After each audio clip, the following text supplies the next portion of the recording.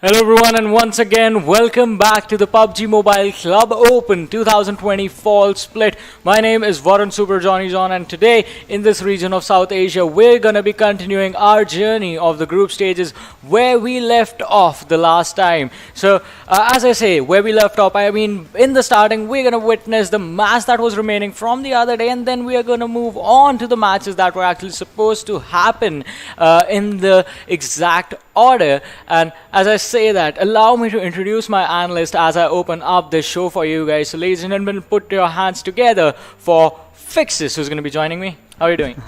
I'm doing great, and those were some quite eventful days we have had so far. But finally, we are back in action. We are back to witness the grind of all these teams that have been playing, and we have seen some stellar performance from certain teams, especially Venom Esports managing to stay on top. And today we will have to see which are the new teams that rise up to the occasion, because there has been a break. So you know, a few momentum breaks are absolutely coming. So I'm really excited. I mean, either you can look at it as a break of momentum, or you can just look at it as a lot of practice being done by the teams and the players while they were, well, on a break, which got extended like more than we anticipated. But now we're back on track. We're gonna get done with the group stages, and then we'll move on to the semi-finals. So right now we have 32 teams with us, from where the top 24 will move to the semi-finals, and from the semi-finals, top 11 will be moving to the finals. But now let's have a look at the distribution of the prize money and the slots for PMPL Season 2 that are going to be handed out to the top performing teams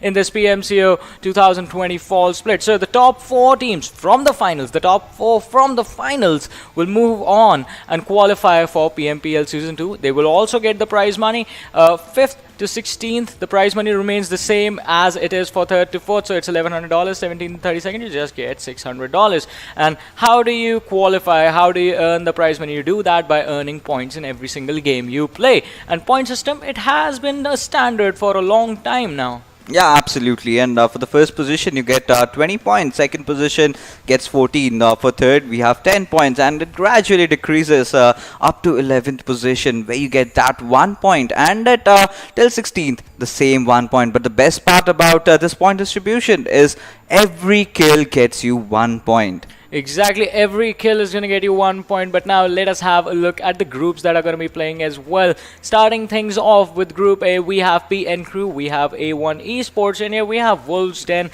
and we have the Squad of Satan. First 4 teams in the very first group. Moving on to the next set of 4 teams, we have HARAME, we have Venom Esports, a team that has been outperforming basically everyone they come across. Then we have NAVI and High Voltage. High Voltage, when they pop off, it is pretty intense, but when they fall down, it's even intenser. But moving on to Group B, we have 1971 Gladiators, we have Rival X, we have PWP Esports, and we have RisingNepal over here as the first 4 teams. Next set of 4 is going to be KS Invincibile, 4 Archangels, T4M Official, and Kira Peace Flow. And if we take a look at the teams that are playing in Group C, we have KSX, 999X, DoyenKnightSs, DRSGaming. KSX and 999X definitely are under the axe. They have to step up their performance. They have to get themselves into the green zone area. But taking a look at the next set of teams of Group C, we have AzraelGaming, Soulz of BD, NRZ Hunters, and God's Reborn. Soulz of BD is definitely a team that is standing out in this particular group. And if you take a look at Group D, we have Venom Legends, who have been playing amazing so far, TDP, who are still struggling through their good phases and the bad phases. But if you take a look at the next set of teams, we have 7C Esports, Abrupt Slayers, E2S OPM, and Angry Springs. E2S OPM, definitely a team that we have to talk about. Yeah, a team that's just too good with the throwable utilities. I mean, anytime you see this team in action in the kill feed, it's always because of the nades, it's always because of their, I would say, really amazing usage of those throwable utilities that cause damage to the opposing team. They have to focus on their firefights. The only problem with that lies with E2S OPM is going to be the way their team fight works, the way they look at those team fight, because usually you can use those utilities to create an opening, but in a prolonged team fight that does not really work out, because there comes a certain point wherein you will actually have to go and use those weapons that you have, you go use those guns, and to do that you need to position your players in a in the fight according to the scenario. You need to be focused on that as well, while one guy, who the support player usually is going to try and create that opening or try and create some chaos for the opposing team, while his teammates get in position and then take on the fight. We don't really see that from E2S OPM, but today is going to be a new day. It's going to be a new start, and by that I mean we will have a schedule, and as I said, we will continue our journey where we left off. If you remember correctly, one game was left off from the other day. That was groups B and C playing together. So that was the match on Vikendi. So that's going to happen first, after which we're going to have the matchup on Erangel between group C and A, and these two groups are going to be playing the rest of the day. So Erangel, then we have the next match on Sanhok. Fourth is going to be Miramar, and fifth is going to be Vikendi. So 5 games in today, and Group C, they will be playing all 5 of them. Absolutely, and that's going to be a prolonged set of games, 5 continuous back-to-back games to test how they have come up so far. So, like we were talking, we have seen a lot of teams going in for those kills, and a lot of teams who have really worked on their positioning area that Johnny was just trying to, explain further. So we will have to see as to today, how is everything gonna culminate together to form one beautiful set of team that is going to play their hearts out, getting those chicken dinners, get those skills in. Do we see some aggression like we have seen in the Pakistan region? Because overall, whatever we have seen so far in comparing both the regions, Pakistan has been very aggressive, but I feel this region of South Asia, they have been very tactical with their approach, trying to hold those high grounds. They're playing that game, they've gone that level up. So I really want to see if more kills are coming, or are we going with the same meta? Well, talking about the game is live, and we do have the trajectory on our screens in the very first match that's being playing on Vikendi. So it is starting from Milnar and heading north towards the side of Krichas. The trajectory leans entirely to the western side of the map. Yes, and right now, like we can see, the flight path completely western side, the eastern side is left wide open. A lot of teams are gonna have trouble going out there. They need to find those vehicles for themselves. So we will have to see as to where or whether they're actually going for it, or will they satisfy themselves dropping off on the western part itself. So a lot of early fights is something that we are supposed to anticipate, but in the game of PUBG Mobile, everything is uncertain. Yeah, everything is uncertain, especially when you're talking about this map in particular, that's Vikendi.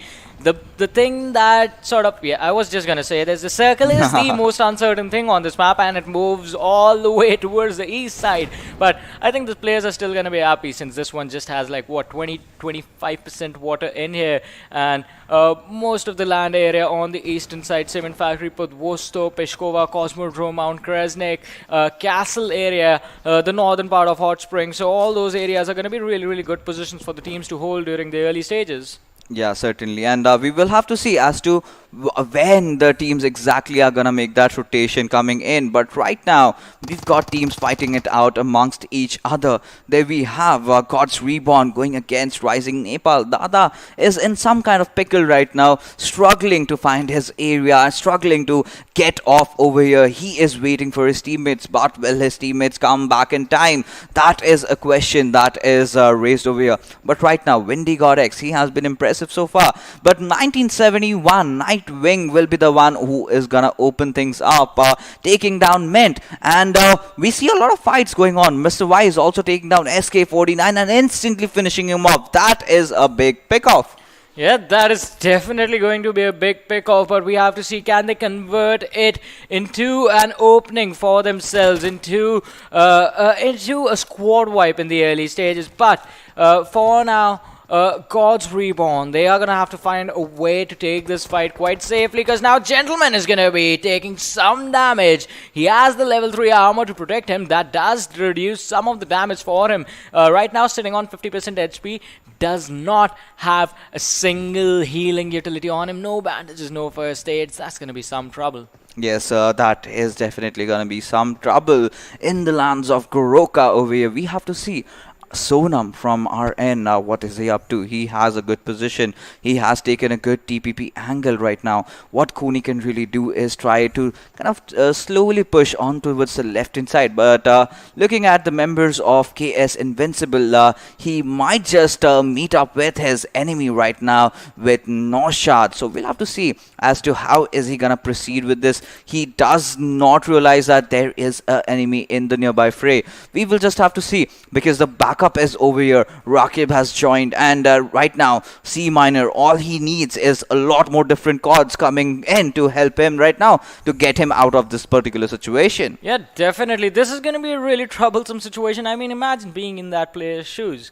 You are just thrown out in the middle of nowhere. Your teammates are nowhere near you, and you're surrounded from every single direction. What I like from the squad of AG is going to be the fact that they are paying respect to the opposing player as well. They are not charging in any with haste. They are not being careless. They know even one guy, if they use a choke point correctly, they can 1v4. But on the other side, one team that's going to be losing players left and right, it's going to be 1971 Gladiators, as Dalion is going to secure the kill on Nightwing.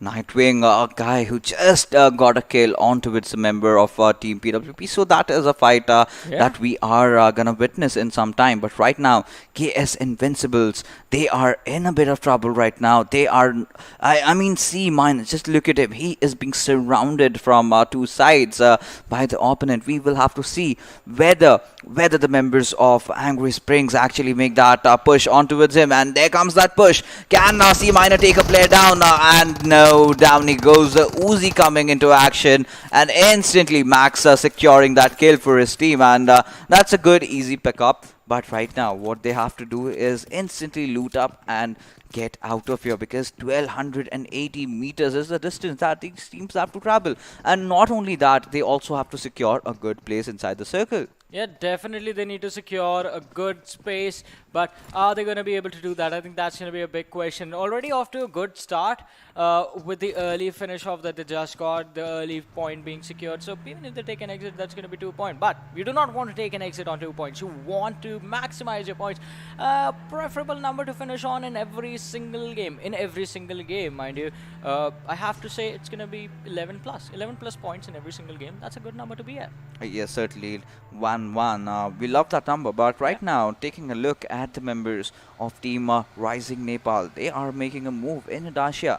But the problem in just one single vehicle is, if they get somehow spotted, they are in for a lot of trouble. The vehicle can get easily blown off, and with that we can see the entire squad being wiped down. And that is one thing we saw today morning while we were casting the Pakistan region, where a team called IDL, who were on the military base, just came up north to get their vehicle exploded, and later they realized that the circle just went down there where nobody was. But that's the way how life goes. That's how the way they learned it the hard way, basically. Yeah, they learned it the hard way. I mean, I wouldn't say they learned anything, because that was just an unfortunate situation.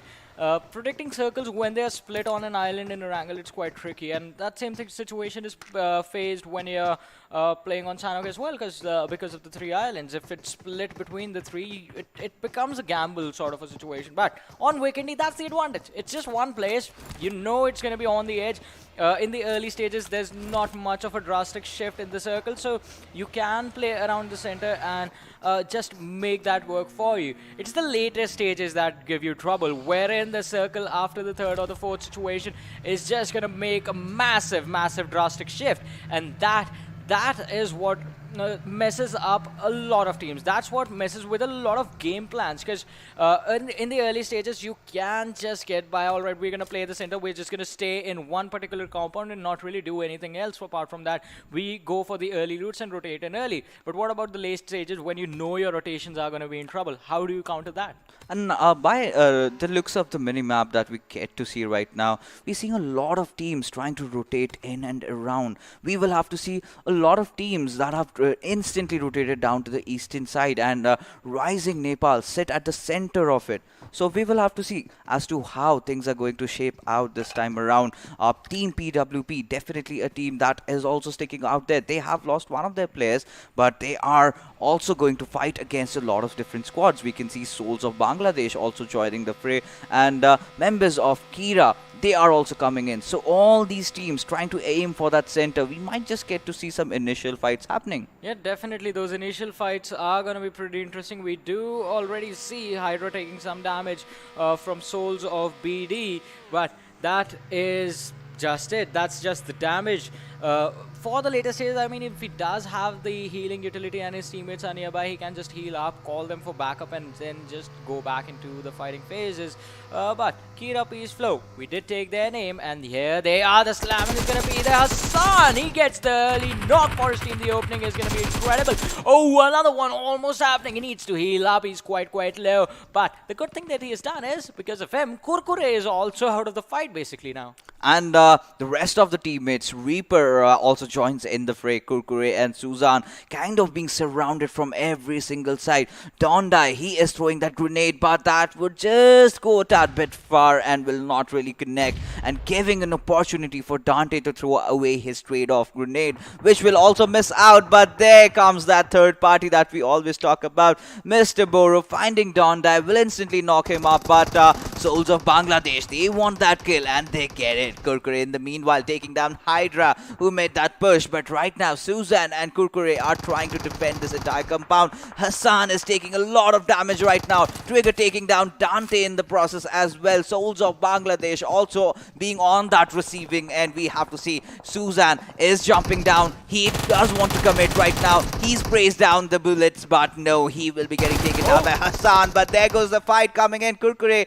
taking down Reaper. It all comes down to Hassan right now, who is pretty low on his HP. 1v1 fight between Kurkure and Hassan. Prones in and will manage to clutch it out, and with that, Kira Peace Flow have been eliminated. That, I have to say, that was just a weird fight. That was a weird collision between these two teams. I mean, Soulz of BD starting off with a man advantage for themselves, but Kira Peace Flow somehow managing to bring it back. And that final 1v1, it was so intense.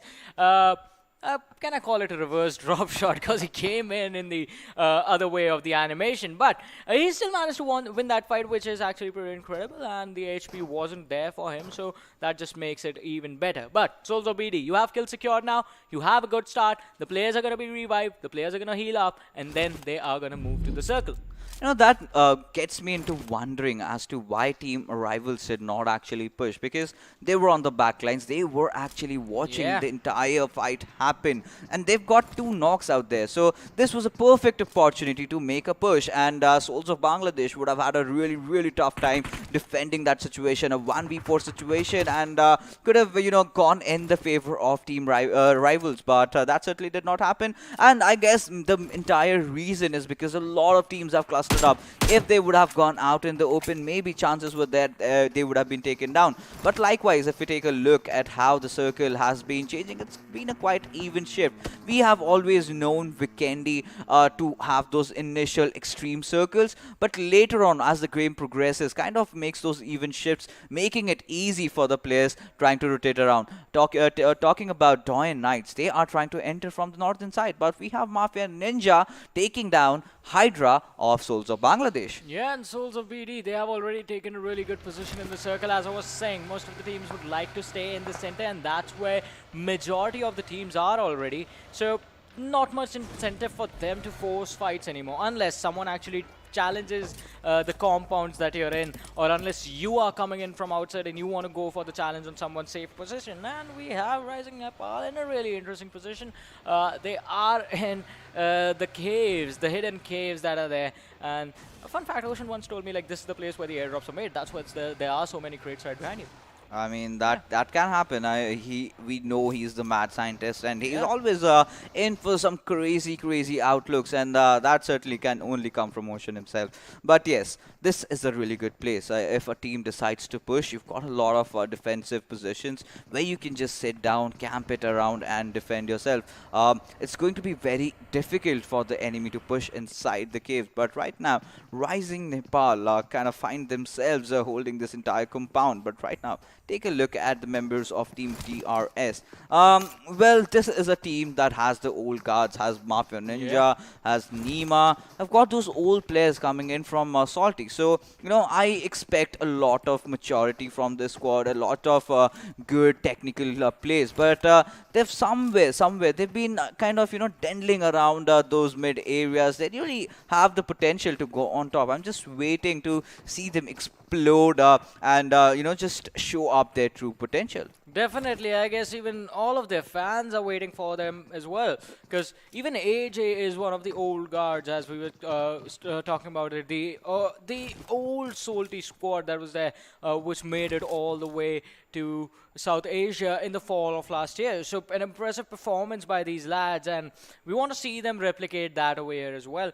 We want to see how far can they go. Can they make it in the PMPL Season 2? That's going to be a big question, which is going to be answered in the next few weeks. And for now, coming back to the game that we have on hand, we do have Gods Reborn on our screen right now. They are going to struggle a bit to make it into the play zone. Not that far away, so not going to struggle with the distance. They are going to struggle with the entry point, though. Because if you do look on the minimap on Mount Kresnik, there is another team along with them.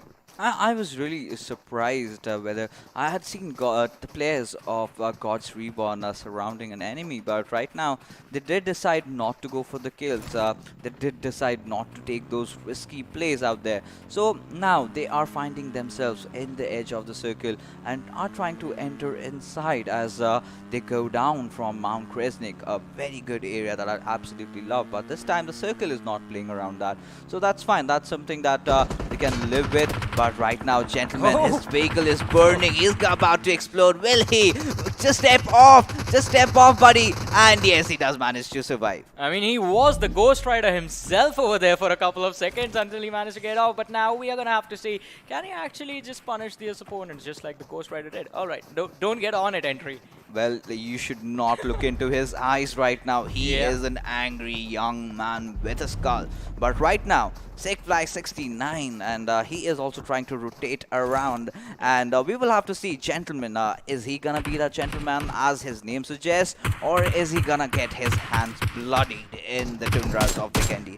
But right now, Max has been spotted. That was some good tap skills coming in there from Entry. But how are Gods Reborn going to make that push happen? Yeah, definitely. That's going to be a big question because the distance is a little bit too much. So that's the only challenge they have right now. But on the other side, those shots, those were incredible. Those were precision. I mean, because we know he was just spamming that point, but those pixel shots actually connected. That's what I find incredible. He was just those spam shots, he just got lucky. Well, you could call that luck, you could call that skills, a lot of different things. We do not know from his perception, but, perceptive. But the best part about him is controlling that AKM. People tend to kind of, spray it out, but he opted for, solo single taps. And a lot of people might not know, one of the best scopes you can use is also with the 6 times, just single tap, and you've got a DAMR for you. But right now, Entry also finding down Rocky. This is the second knock, and this is the call where they have to make that push happen. And Naushad, he has to do a lot of job right now. He has to ensure that he gets one single knock over there to stop that push from Team Gods Reborn from coming in. But no, I guess it's just too late. Windy God X steps down from his snowmobile and will be taking down Rocky. But Naushad, is he going to back off, or is he going to take that fight alone? We will just have to see. Yeah, we will have to see, and we are going to find that out in a matter of seconds as Gods Reborn, they charge in. Nashad, he's going to be in so much trouble as his objective is just going to be to not put his head out, not get killed, and just survive to the later stages of the game. It's going to be a troublesome situation, especially since his teammate Gamer is quite far away from him. So as soon as the players of Gods Reborn, they move into the play zone, that's when Noshad's opportunity is going to be to get out of the house that he's hiding in and then go for the rotation along with his teammate. If he moves out a tad bit earlier, he's a dead man. Yes, that he certainly is, and we will have to see whether the members of Team God's REBORN are gonna make it inside the circle at the right time. And certainly, one thing we can conclude is that they are gonna play the edges. But one big question: where is the next big shift going towards? If it goes down south, it is gonna favor Team 1971, Team T9 as well, alongside Team NRZ. But right now, by the looks of it, we can anticipate the circle kinda centering around maybe DRS. Yeah, that can actually happen. DRS, T4M, PWP. I think these teams are going to be comfortable. God's REBORN, they are going to have to keep on moving more inside the circle because the circle is going to move in towards the center. We'll find that out in 3, 2, and there it is. So it makes a sudden shift. Most of the teams were already in there. RisingNepal, they're going to have to move in a few meters. God's REBORN, they're going to have to keep on moving, as I said. But DoyenKnightSs, they're going to have to make a tricky rotation because now the northern edge of the circle, it's going to be cluttered with a lot of teams who are going to be holding their compounds, who are going to be in those safe houses, let's say. And it becomes sort of tricky when you have players already in a perfect position watching every angle from where the opponents can approach and they are ready to shoot at you. So Yes. it becomes really tricky to challenge those positions. Let's see how the teams do that. Absolutely. Team 1971 really holding on to their compound, kind of staying around the edges, like we said. But T4M, like you said, they are dead smack in the center of the circle. But I love how DRS have positioned themselves. And this might be the game where they make that comeback in. But God's REBORN, they have had quite a good start. And they've had a good mid game. Now slowly as we approach the late mid game stages, we will have to see as to how they are gonna make that approach. But AJ taking down Sanhok and Nima bursting the entire vehicle of Meras and will be taking down 2 players instantly. But Galzin, look at him, he knows where the members of Soulz of Bangladesh are any moment and he can just go guns blazing. But Mafia Ninja, look at him, has a Bison. I kind of have mixed feelings about this particular weapon. I mean, it's good, it's got a good mag capacity, but at the same time, you know, the bullet drops really coming in, punishing all those players, and it makes really difficult to go for those long mid-range sprays.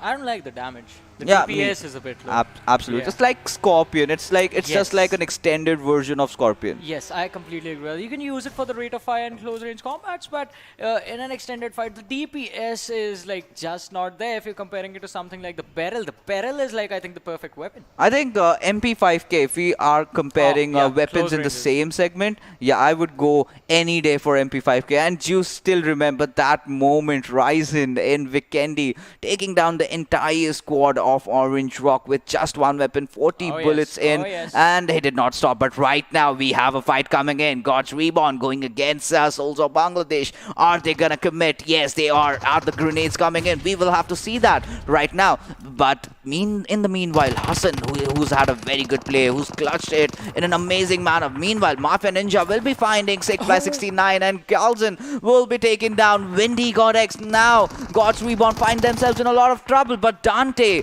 he is trying to fight really hard, but Reaper did show up quite a fight, but will get taken down in the process as well. Entry being the last survivor of God's REBORN. How long is he gonna survive? Hassan and Reaper are gonna meet their deaths right now. Entry is committing. He is going all in. That's a 1v1 situation. This time around, there is Dante. He has sprayed off all his weapon down, but no, he will miss out. Yeah, he does miss out. Another clutch needs to be completed by those players of Soulz of BD. Entry is trying to be the entry. Charging in and spots him out and finishes him off with the perfect shot from the AK. The headshot connecting, and that's going to mean the Soulz of BD. They take an exit. The good thing for them is they already had the early squad wipe. So I think they're going to be in a comfortable position, but Rivals Noob is going to spot out Gamer from the squad of AJ. He's going to be taken down. KS Axe take an exit from this game as well. Rivals also in a really good position, but they need to move into an even better position inside the circle in a few moments. Yeah, and right now,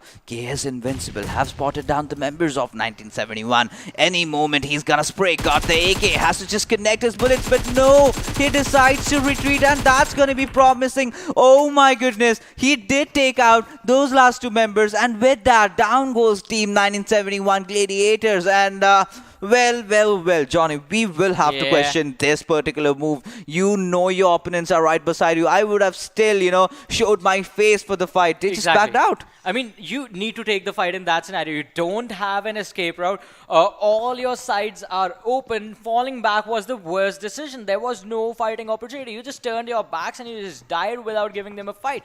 Had they just turned the vehicle sideways, used it as a cover, just used it to fall back a little bit, they could have bought themselves some time and delayed the exit. Well, we have seen a lot of clutches right now, but right now, Entry is going all in on Dada. Takes that one knock, but the entire squad is yet to follow. Switches his weapon, but has to still reload his AK. He knows that he needs that close range damage, which AK can provide, but no, that was an absolute disaster coming in there. Trying to Molotov down the stairs, but it will get mollied inside the room itself, but still surviving the Molotov, surviving the onslaught. He lives to find a fight a few more seconds. Well, he does live to fight a few more seconds, and the best part is he has already done more than he could have done. He secured that one kill for his team. Doesn't matter if he takes an exit right now. The 5 points are right there. It's going to be a 7-point exit for his team right now if they get eliminated on the 10th position. Although, since RisingNepal, they are down to just 3 members in this fight. Entry, I know this lad, he's definitely going to take the fight and he's going to try and eliminate one more player, but that's not going to happen because Sonam is going to be precise. He's going to be deadly, and he is going to make sure that Gods Reborn are not going to be in this game anymore. Absolutely. Sonam, with that beautiful peak fire that we got to see, he did not really expose his body a lot, and that is where I guess Entry made that mistake. His entire body was visible against Sonam, who just peeked out and made sure his shots connected. But right now, talking about DoyenKnightS, they've had a very good initial first taste, but somewhere down the line, as the days passed by, they started kind of taking that dip. So today is definitely a day that they are waiting for, a day of resurrection for Team DoyenKnightS. They've got a lot of potential, got a lot of players who are the former members of Team Elementrix. We have OneRillin, we have Sexy Pig, who was apparently known as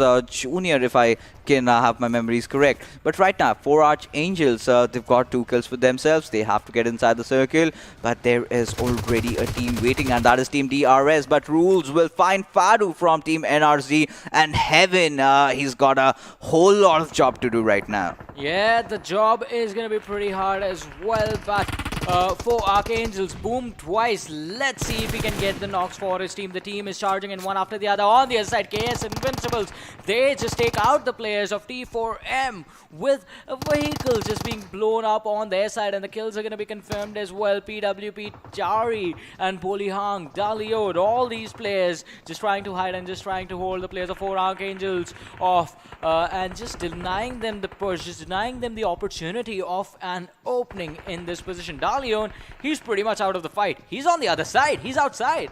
Yeah, he is outside, but we will have to see as how this fight is entirely going to commence. SK49 has been taken down really early, but Ehsan will finish off T4M's Alpha. Right now, Boliang are trying to hold the upper floor in this compound, and as this fight slowly and steadily goes on, we have to see Dalion. He is going to be the trump card that Team PWP needs right now. Boom twice and Abrar, these 2 players, they have to watch that flank coming in, but any moment the next circle, we have to see whether it is actually favoring for Archangels and PWP. No, it does not, and with that, Sexy Pick gets taken down by Muzahid, and instantly the trade-off comes in. OneRillin taking that knock and will go in for the res onto his fallen comrade. Yeah, the res needs to come in, but this is the fight that we're focusing on right now, right on the edge of the blue zone. In a minute and 7 seconds, both these teams are going to have to run the few meters towards the play zone, which is going to to be an uphill climb for them, because you are going to have to cross that ridge and move up, but the players are charging in. Clutch is going to be taken down. Dalion falls down as well. Chari and Bolihang, they have 2 players on the ground floor. This is going to be a tricky fight. The Molotov is not doing anything. Just ignore the fire. The players are in the other room. So we're going to have to see how this one plays out for both these teams.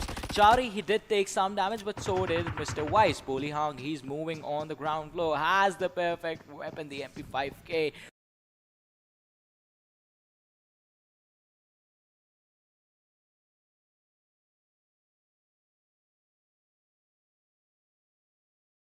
Ground floor, has the perfect weapon, the MP5K. For the close range fights. Has a lot of heals. He had 33 bandages. Does this man plan on doing a heal battle this early on? Well, not with the bandages. You need those first aids. But right now, Bolihang getting himself inside the fight. But Clutch will be finishing off Dalion, who was trying to escape or just flew up as Bolihang. He will fall down to Abrar, instantly getting finished up as we just have 7 teams alive. 21 players getting finished up as we just have 7 teams alive, 21 players remaining, and Forge Arch out. Meanwhile, DRS get themselves in a good position, get themselves in a good fight, taking a few knocks here and there, but get themselves in a good fight, taking a few knocks here and there, but now DoyenKnightSs, is that amazing gameplay gonna be enough to get them the chicken dinner in this match? We've always talked about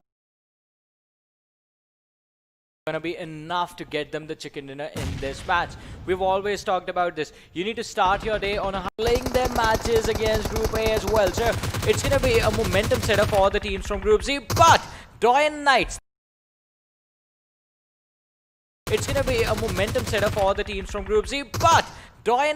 their momentum is going to be taken out. They have one of their knockdown. 4 Archangels also take an exit from this one as we're down to 4 teams. 4 Archangels also take an exit from this one as we're down to 4 teams. None of them are in the circle right now. Finally risen from the ashes, and there goes that one beautiful knock coming in from Kyolzin, and make that 2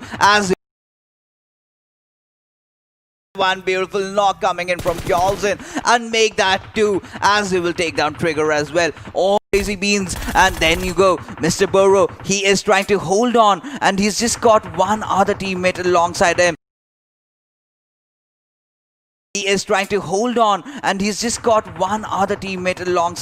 And he also has to get inside the circle. They are stuck on just behind one single rock and a car. But Nima, he does not want to stop.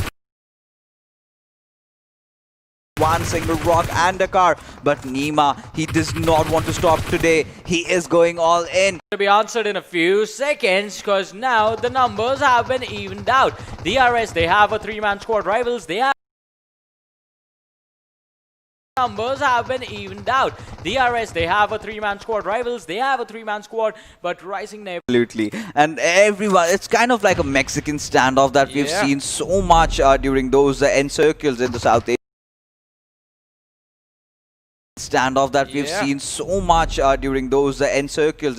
Asian region.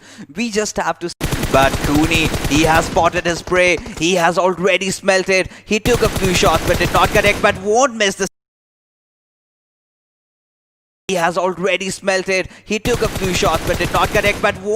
Second time as he will be taking down. Gets spotted from the left inside, but still Mafia Ninja really fighting it out hard, taking down 2 players, and with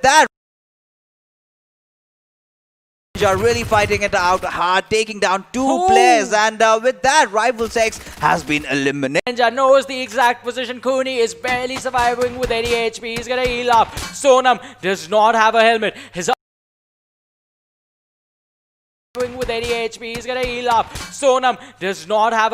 His armor is almost gone. It's proving a little bit too deadly, and I think we have been proven wrong, because that is going to be the weapon that caused the demise for the players of Rising.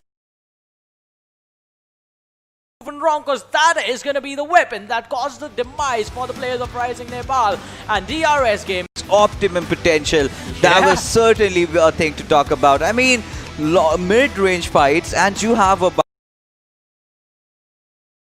thing to talk about. I mean, mid-range fights, and you have a Bison, you have a 3-time scope, and We were talking about the DPS of the damage not being fast enough, but there's one thing that makes the Bison special. The damage not being fast enough, but there's one thing that makes the Bison special, which we talked about as well. It's the incredible speed. He'd come out, empty out the entire clip, and just go back inside cover in just a matter of seconds before the player.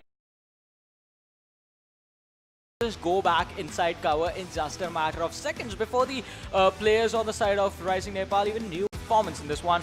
Do you have any guesses? I guess the answer is right there. Mafia Ninja. Whoa. Yeah. 10 kills. The answer is right there. Mafia Ninja. Whoa. Yeah. 10 kills. 10 kills in the damage. first game. 1229 damage. By one player. We have seen that much amount of damage, but kills, conviction is what really matters, and 29 minutes of survival time. This is a dream game for Mafia Ninja. This is a dream game for DRSGaming Yes. as well, because these stats are usually showcased by entire teams going forward with this one as the day carries on and the group stages carry on as well. If they can replicate this performance, group stages carry on as well. If they can replicate this performance in the semi-finals and in the finals, Pull off some really good PUBG Mobile in the past, but right now they were having some struggling days, but they have figured themselves. But right now they were having some struggling days, but they have figured themselves out. They knew whether this is certainly going to put them at a very good position right now. But the thing, like Johnny mentioned, has to be there. You have to be consistent right now. But the thing, like Johnny mentioned, has to be there. You have to be consistent. Does not matter. You cannot get chick. well, talking about 5th or 6th, let's have a look at the top 5 players as well from this game and see which other players are going to be joining our the top 5 players as well from this game and see which other players are going to be joining our MVP. Well, even when he knew he was outnumbered, he knew what had to be done. Every single point matters. The guy did a pretty good job of that. Every single point matters. The guy did a pretty good job of that. Then we have Mr. Boro from Rivals X, an amazing performance. KS Invincibile, Void just like taking out the players mid-rotation. Good decision making. And DRSGaming, they start things, they end things. So we have Nima in the top 5 as well as the last player with 3 kills. So there's 13 kills right there. How many points does this team have in this game? Well, we will have to. The way he Soulz of BD, the way he clutched it around. I mean, against Kira full power, if you remember, the way that he took. Against Kira full power, if you remember, the way that he took that drop shot in the end, and then. And it was a really close fight. But now let us have a look at the standings for this game and see how many points did.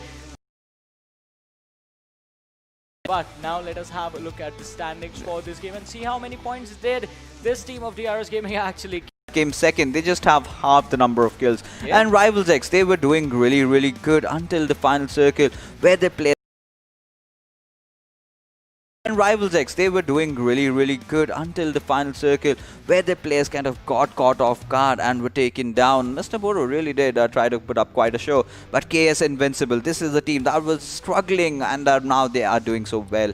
They found themselves on the 3rd position, but Soulz of BD, like we mentioned, is definitely my pick for this entire game. The way Hassan really played, and even though they did not have a good outing in terms of position points, but those 6 kills will definitely give them that confidence boost that they needed. definitely, be it Hassan from Soulz of BD or be it Entry from the team Gods Reborn, those 2 players definitely securing those kills in this game specifically when their teams were eliminated quite early on. I mean, look at this, 1 placement point, 2 placement point. Those kill points are super incredible, just so this becomes a decent game for them and not a bad game. Yeah, absolutely. And the best part about Gods Reborn's entry was that he's got 5 kills and the entire team had 5 kills. So he's got all the kills. But taking a look at the bottom order, we still have KS Axe, Kira Peace Flow struggling, and 971 Gladiators. The last day I remember casting them, they were doing so well. And suddenly now they are back to where they started. They're back to on that bottom position. They have to step up. And same goes for 999 Axe. Yeah, they need to step up and they need to start putting up. By tomorrow, group stages, it's going to be trouble for a lot of teams who are going to be there in the last for a lot of teams who are going to be there in the last quarter of the stand. All those teams have already qualified. They have a different set of set of matches that they're gonna play. They're all going to the semi-finals, but set of matches that they're gonna play. They're all going to the semi-finals, but here things are pretty. But for that, you need to take a lot of kills, and let's take a look at the kill leaders. Well, it is going to be an intense one as well, because. And let's take a look at the kill leaders. Well, it is going to be an intense one as well, because we have seen some aggressive games by the OG himself, Evil Eye, with 22 kills to his name. But look at the damage difference. I mean, 35 with 22 kills to his name. But look at the damage difference. I mean, 3,575 damage by one guy. That's just incredible. Then we have on the third position from Soulz of BD, we have Dante with his 17 kills and almost 3,000 damage. On the fourth position, we have Mr. Poro from Rivals X with 16 kills. So there's a massive drop between the second and the third, but then it becomes a close sort of rivalry between these individual players. We also have Shovo from Venom Legends with his 16 kills and 2,600 damage. Moving forward, Rivals X Trigger is going to be on the 6th position, followed by Soulz of BD Hydra. On the 8th, it's 7 Seas Hungry Box, an amazing lad, a young player. On the 9th, we have the man, the myth, the grenade, the man with the golden hand. It is going to be Totter from E2S OPM. And last but not the least, A1 Esports Sinister is going to be there, the OG himself.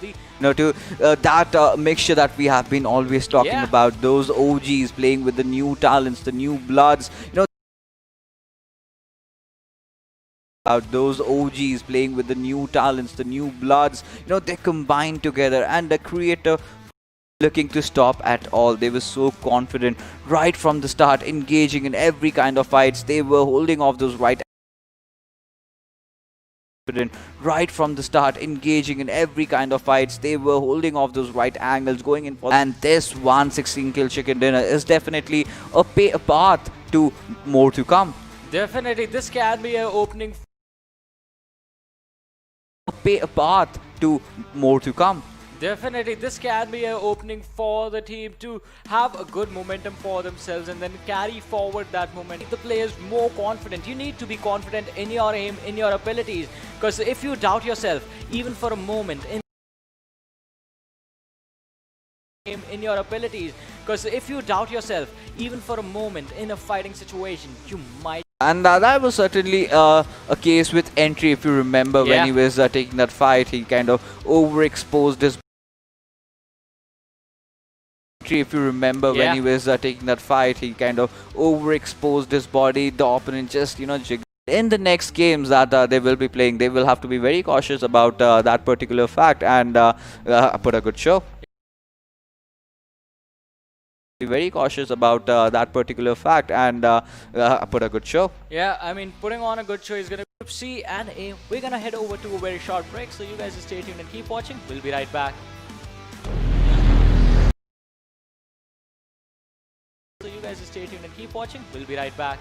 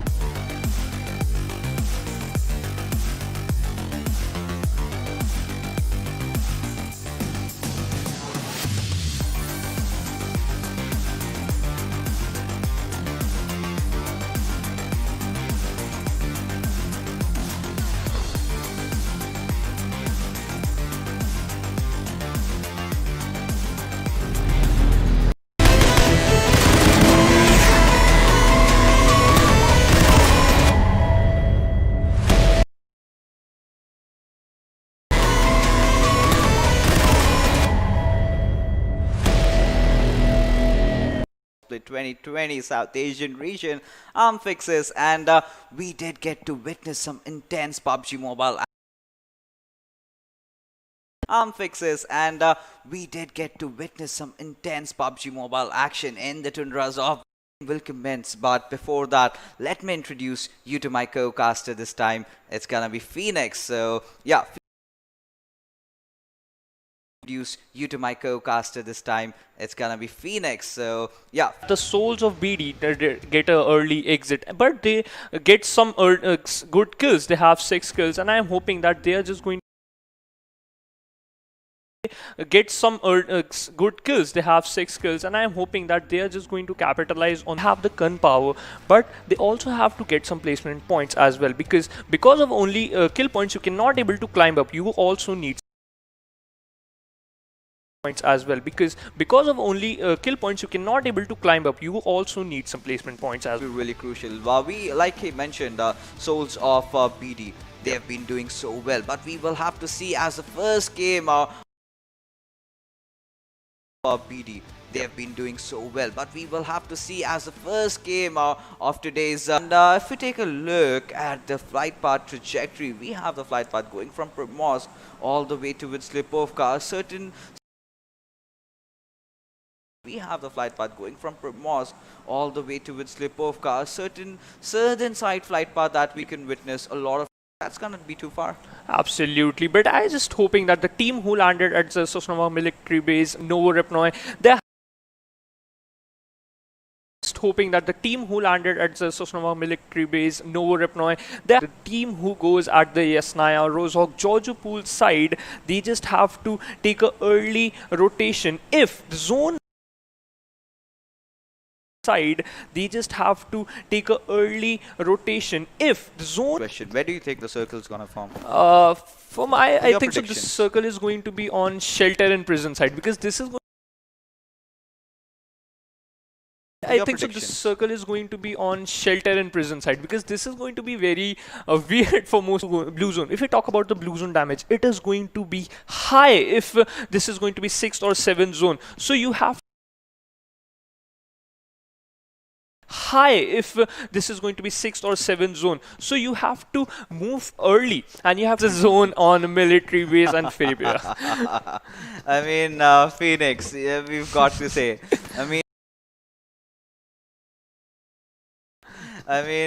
Phoenix, yeah, we've got to say. Whatever you just said, it happened versus Team NRZ. Psycho not getting any weapon out there, will be easily taken down by Mini Yeti. Weapon out there will be easily taken down by Mini Yeti and get finished by Heaven to base. And I certainly have to wonder at this particular moment as to what they were thinking, because at this particular moment as to what they were thinking, because you've got a squad coming in. They're just trying something different, or they just have to give information to the team that where are the players, where they have to move, and where they have to the team that where are the players, where they have to move, and where they have to push that eliminated in early stage, and just say that have to work on a different strategy, because they lost a player in an early stage. This is strategy because they lost a player in an early stage. This is going to be cause them in the last zone and prone down and have to get some kills and knocks as well. I mean, well, you know, trading off for Knocks as well. I mean, well, you know, trading off for information, losing out in over there, and Fadu, he will have to climb up right now. He was on the top floor, and right now Fadu. Right now he was on the top floor, and right now Fadu has to use the stairs. But one good thing, Zod was out there. If Zod was in a good position, he could have really defended his teammates. But right now Fadu wants to spray down with his But right now Fadu wants to spray down with his Scarrel, has a red dot, and he's been phenomenal with that, and did manage to give a revive onto his teammate. And Muzahid, for a second I did revive onto his teammate, and Mujahid, for a second I did feel that he'd given his position away. Revive and then take a fight, because we know that Soulz of BD is one of the best team, but he is very far away from team. BD is one of the best team, but he is very far away from team, and Sanhok's not going to grenade. Okay, it turned no damage to the player, but it dealt damage to the car, and the player is moving. But it dealt damage to the car, and the player is moving forward to them, and he just gave him really falling back, because he knew that the players just got revived. Maybe they are just going to kill him, found him, because he got revived. Maybe they are just going to kill him, found him, because he just revealed his position. But right now, Team Satan, Frankie, he is kind of a pickle right now, because he was spotted. He gave away his kind of a pickle right now, because he was spotted. He gave away his position, and now he has, you can see, he's got the US for himself and the entire team. Zod will also be joining him up as well, and the best Zod will also be joining him up as well, and the best thing right now for Team Satan is to kind of show up and then take those few kills. They did get that one knock, but could not really capitalize and convert that into a kill. That one knock, but could not really capitalize and convert that into a kill. But taking, what do you think? We've seen a lot of similar circles like that. Do you think it's going to end on the northern side or on the southern island? Maybe It's going to end on the northern side or on the southern island? Maybe it is going to end on the southern island early. And if the zone is going to be on the bridge, then this is going to be very lethal, because you just have to swim down to. This is going to be very lethal, because you just have to swim down towards the side of a military. If they spotted your player, they are not going to let you go, and you're just going to be eliminated in just milliseconds. Well, you go, and you're just going to be eliminated in just milliseconds. Well, talking about, landed near Primorsk, right? That is Team T9, the players that we have on our screens right now, alongside NAVI's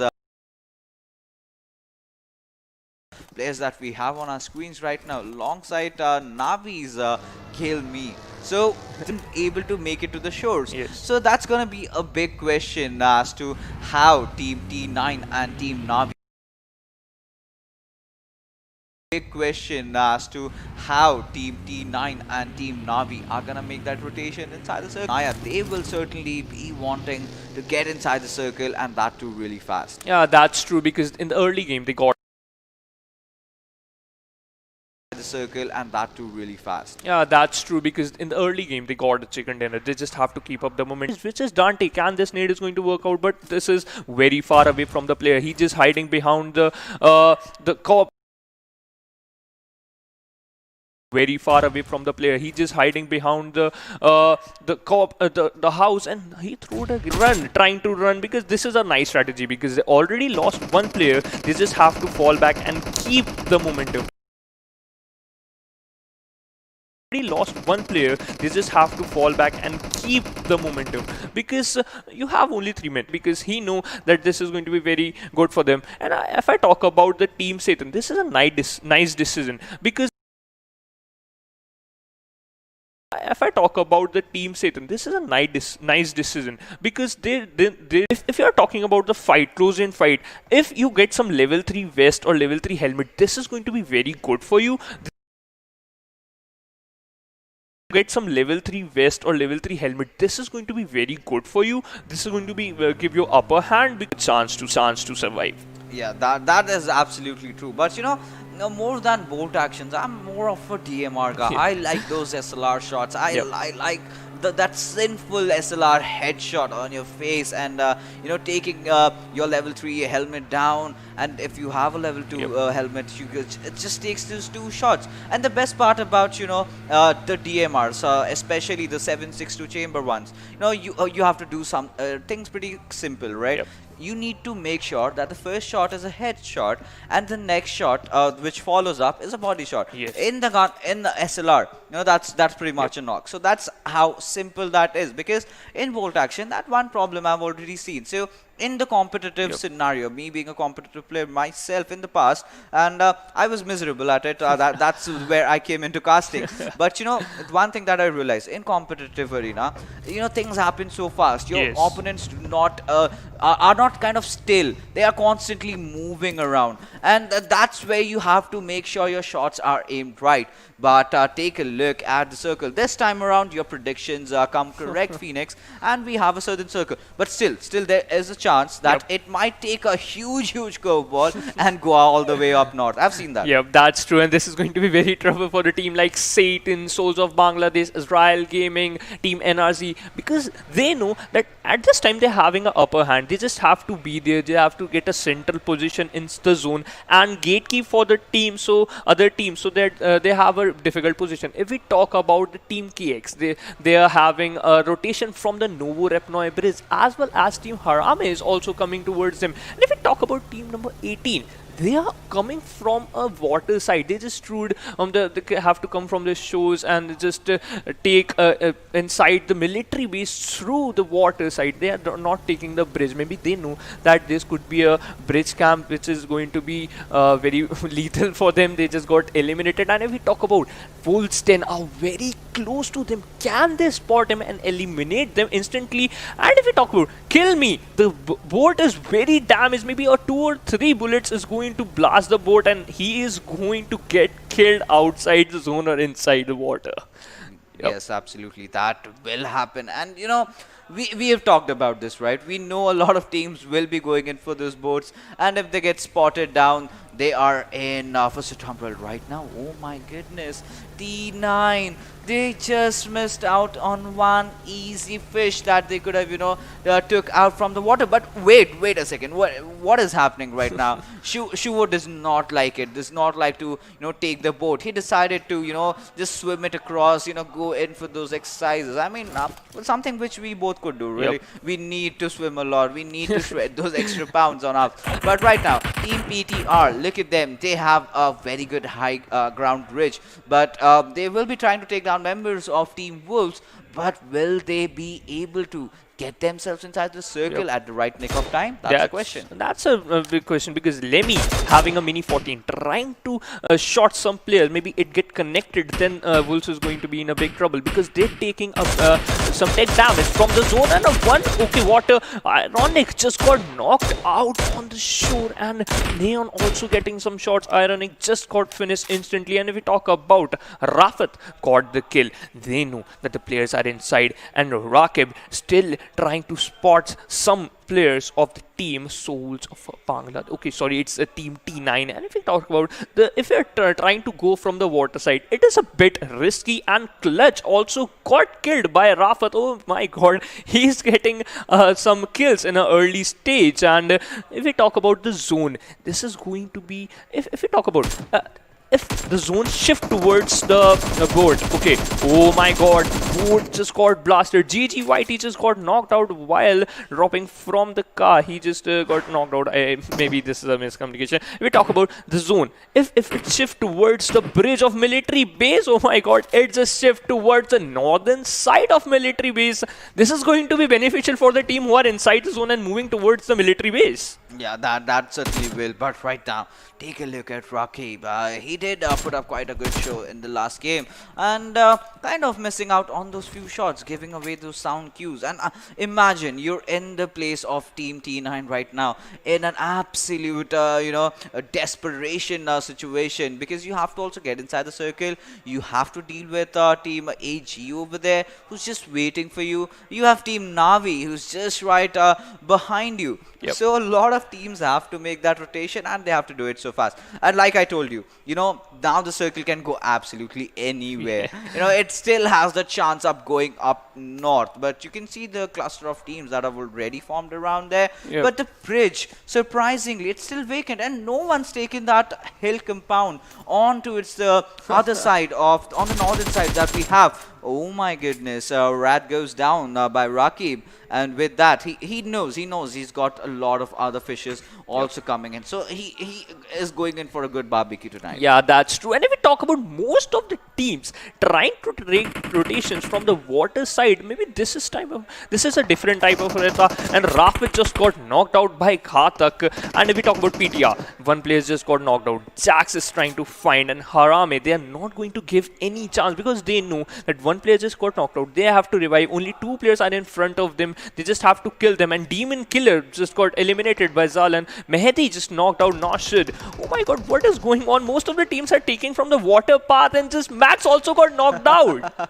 I don't know. This is absolutely, you can say, a funny situation for us, for all the viewers, to watch all these players, you know, getting, taken down from the circle bit by bit, because, you know, it's at the point, it's too late. You have to make your way inside the circle. You have to fight with a couple of squads, and even if you manage to survive, there is someone waiting on the edges to just hunt you down. So it's basically donezo for all these teams. But Mehdi still wants to put up a fight, still wants those kill points, and Rakib will be the one stopping him down there as he knocks him down, finishes him up. And this is still the third circle. He can go in for the revive on towards his teammate Max. But right now, Kilme and Escanor, these 2 players are pushing in. Rakib, will he be able to give that heal right on time? But no, he does not. He misses out on that. In the meanwhile, we have a team Harame's IR2 going against team Phantom. Yeah, that's true. And this fight is going very long, I think so. They're still fighting and trying.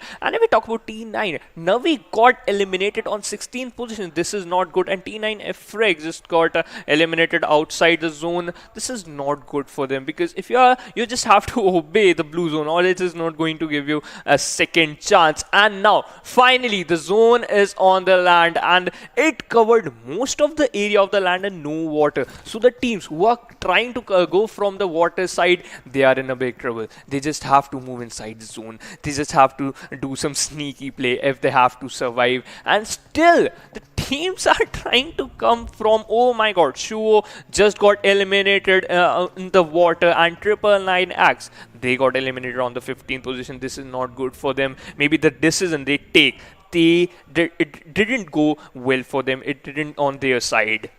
Yeah, and right now they are on the paying ends of it. But take a look at the drop that we have, the 3rd airdrop, and that's a Groza. And it's a weapon that I absolutely adore. I absolutely love. You know, after MK14, that is definitely my favorite go-to weapon. But right now, Hassan also, you know, getting back into action. We have kind of seen a standstill for some time, but Entry taking down Abhishek. A lot of teams have to make their rotations coming in. And now, the military bridge. That is going to be a place where all the teams will try to make that rotation in, and a lot of kills are going to happen. And Reaper, look at him, spotting down the members of DoyenKnights, but he does realize that there is just not that one squad, but in fact 2 or 3. That's true. And Mafia Ninja got eliminated by 6-9, and this is very good for them. If we talk about Soulz of Bangladesh, they are inside the zone, they are edge of the zone. They just have to don't have to give position, yet they still have to trying to get some fight. And Reaper just got knocked out by Rules OP.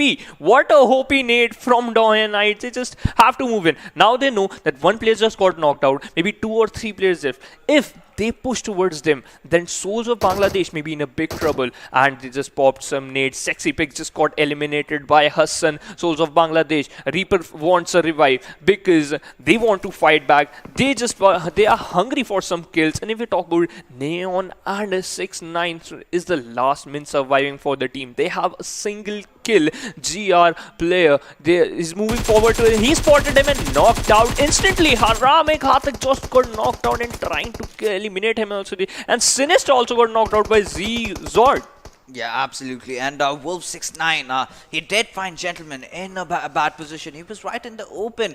And right now, Windy God is coming in for the revival. One good grenade coming in from 6-9. That is going to be the end of it. But no, things have changed right now as Nyan from his teammate has managed to spot him down. And it all comes down to that one lad from God's Reborn. That's Sick Fly 69 and Entry. We have seen Entry pull off really really good performance in the last game. Will he manage to clutch this thing around, or is it going to be the demise of entire team of God's Reborn? Because this is still the early phases, and when God X gets eliminated, gentlemen, he has a lot of smokes being committed for him. Just for one player survival, a lot of smokes have been deployed, and Sick Flight does get to him. He will give that revive, but right now Nima taking down members of Team Phantom. Jax is down as well, but Rafat will trade it out. Rafat goes for the 2. Gyaltsen also goes down, but Nyon, he has to close in. He knows he has to fight the circle. One good grenade can change things around, but 6ix9ine has cooked up, has his grenade in his hands, cooking it up, and if that was a long throw, things could have changed, but let's see what's going to happen.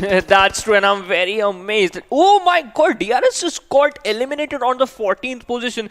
This thing didn't work out. And if we talk about one more team, which is Phantom Esports, one of the most aggressive team, also got an early exit. Maybe the decision, which is we have to take a rotation from the water side, didn't work from most of the team, and PMCO just have only single player team. God Reborn, I just have to appreciate them, because the use of utilities is very amazing. They literally created a smoke wall for that player who just got knocked out, and they revived him, and now moving inside the zone. Just have to take a good position so that they can get early points, placement points, as well as skill points. And PMCO and Team HARAME just got eliminated on 12th and 11th position. This is not good. Wolves Neon just knocked outside of the zone. Now Team Wolves, only single player surviving. Can he revive him or give him another life? Online just got Hazan knocked out. Rakib also got killed. Oh my god, 6ix9ine. What a M16 use. I'm a big fan of him now. Absolutely. I mean, I did not expect that coming. Had a red dot, still stuck onto those single taps and managed to get those few knocks. But right now, Rules OP spotting down Dante. Will take him down. That was an amazing knock, but it came down from one villain. But Reaper, he is in a bad situation right now. He's got his teammate who's knocked out, and Wolves Den also biting the dust, going down to the play zone. And well, that was a good outing overall. But right now, 7 teams are remaining. Still 21 players left. Reaper, he's sat down inside his dashes, trying to make that move in. But Steelix, look at him.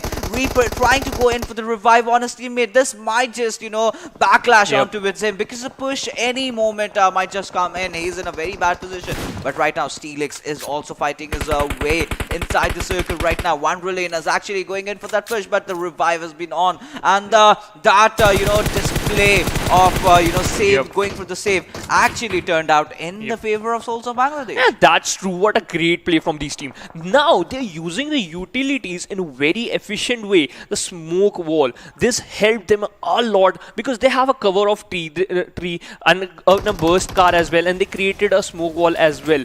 Dante just got revived. He just have to heal him up. Maybe they are inside the zone. They don't have to move a lot. They are just still trying to spot some players. Steelix just killed Musa of NRZ. Satan, the team, we have a high hope. And Dante again got knocked out by the nade of Rules OP. Can Rules OP convert this knock into a kill and eliminate the 2 players last surviving for the teams of Soulz of Bangladesh? Maybe this is the perfect time so that they can give a push. And Team Satan just trying to spot some players of KS Axe. If we talk about Mehraj, he's just thrown down on the roadside. This is going to be very lethal for them. If we talk about Team Soulz of Bangladesh, Reaper didn't have a single health. This is very bad for them. Maybe they're just going to lose this fight. Yes, we will have to see, as the circle really favoring A1 Esports, and this is a team from Bangladesh we've got a lot of hopes on, and they've got amazing assaulters who can rack up a lot of kills. We will just have to see when exactly they do that. And Zod, in the meanwhile, taking down Sanhok, and Team Satan, the team that had lost down on one of their players so early into the game, have somehow managed to make it into the top 7 right now. And look at KS Axe, still that bad run really continuing for them, as this time they have had a mediocre finish, getting eliminated on the 7th position. But Soulz of Bangladesh, this is a team that I'm certainly looking out for, especially Hassan, the way he has been playing throughout the day in the first match, and continuing the same form in the second one as well. But God's Reborn, this is a squad that has been playing decent so far. Entry is still alive. With Entry being alive, hopes are still there. But can they penetrate into the defenses if A1 Esports, who have held that high ground compound? That is going to be a big question. Yeah, that's true. And if we talk about most of the team, maybe all the teams are inside the zone. I am just waiting for the shift, the next shift of the zone, that which team is having a favor of the zone. And the team A1 Esports, 4 men are alive. They have the manpower. They just have to convert this manpower into a chicken dinner with a lot of kills, because still we have 6 teams alive with 16 players are there. Just look at Wonderlin. He's so focused. His character, you know, totally into. He knows that he has to get those kills. And the best part about, you know, all these teams on the edges is troublesome for A1 because at the same moment, if all the teams decide to push, how many are you going to fend off from your territory? So that is definitely a big task for A1 Esports to hold on to the central area. And by the looks of it, their players have been positioned really well. But if the grenades are right, if the smokes are deployed perfectly, I think A1 Esports might find themselves on the receiving end. This time around, they've changed things up. I have seen A1 Esports totally going all aggressive, going in for the kills, but this time they went for the position play. They've got just that one kill. Oh my goodness, the circle taking a curveball at the last possible moment, going in the favors of God's Reborn. Can they clutch this one out? Only time is gonna tell. Yeah, that's true. And out of 6 teams, only a single team is inside the zone. They just have to need the second dinner. Maybe they just going to get the second dinner. And if the gods of Reborn got the second dinner, I'm not going to get very amazed, because the zone is giving a chance, because they are already inside. They just have to gatekeep, and one player just got knocked out from Team Satan. The team is still trying to fight from the A1 Esports. One player just got knocked out, and Soulz of Bangladesh too. The fight is going very amazingly. Kill feed is running. Oh my god, car! Oh, but he didn't got a knock. He did not get that knock, but we will have to see as to whether can he revive his teammate in the perfect nick of time that he has got on himself. And in the meanwhile, DoyenKnightS, one player, Rules OP, still surviving for his team, and he's kind of thrown down, but Reaper does acknowledge the fact that Rules was just behind the car and will blast that vehicle out. And with that, down goes DoyenKnightS, but Steel Shot is in a bit of pickle himself as he is engaging against the team right now. He's spraying all the bullets that he has, and with that, he will be finishing out the last surviving member, in fact, of Team NRZ Hunters. Yeah, that's true. And only 4 teams are alive. Now I'm hoping best, because if we talk about some team, even Esports have only 2 players. Team Satan have only 2 players. Soulz of Bangladesh also have 2 players. This type of game is going to be very amazing. But God's Reborn, they have 3 players alive. Can they convert this into a chicken dinner? I'm hoping best for them. And the team is looking very nice. They have the gunpowder. They just need some more kills, because they are in the top 4. One more, they just have to move, they just have to clear 3 squads, or they let them fight and clear themselves and do the third party, get the easy second dinner. And let's move forward. What is going to happen? Let's see. But look at Dante. He is barely on 10 HP. He has got no heals. He knows that there is a team that will be coming in ontowards him. But look at the circle again, taking a light shift towards the eastern side of God's Reborn. So they will have to get themselves inside the circle as well. But right now, Sinister has opened up his ADS. But has he managed to spot one down? We will have to see. They still have that high ground. They have to get inside the circle at some point or the other. But right now, God's Reborn, this is the team that has been reborn from the ashes. We just have to wait and watch as to how they're going to fare off. But right now, that was an amazing grenade knock coming in. But look at Reaper. He did try his best, but in the end, got decimated to the players from God's Reborn. That's true. And if we talk about 2 players are got knocked out, one player is just going to revive them, and they are just going to take a fight. And if we talk about A1 Esports trying to charge in, they just read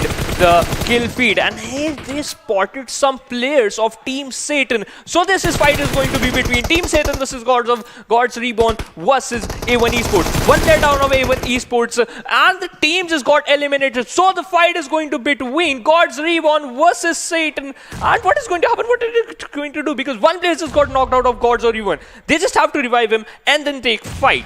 or on the contrary, the other team will just make that push coming in. We have to just see Team Satan, another team that dropped off at military base and had lost one of their players, were in a very bad situation, but right now they find themselves in the top 2, inching very close to that chicken dinner. But there you go, the players are not aggressing out. This was a perfect opportunity for them to just make that push in, get that chicken dinner from both the angles. But now God's Reborn have revived their fallen teammate, and both are good to go. It's just a matter of few seconds, and there comes that first knock coming in from Entry. I told you, if this guy survives, he is gonna do some wonders, and surely he did. And with that, the winner chicken dinner coming to God's Reborn. Yeah, that's true. What a play from side of God's Reborn. The zone is favoring them, the manpower is favoring them, and finally they converted this into a chicken dinner. What an amazing play from God's Reborn as well as Team Satan.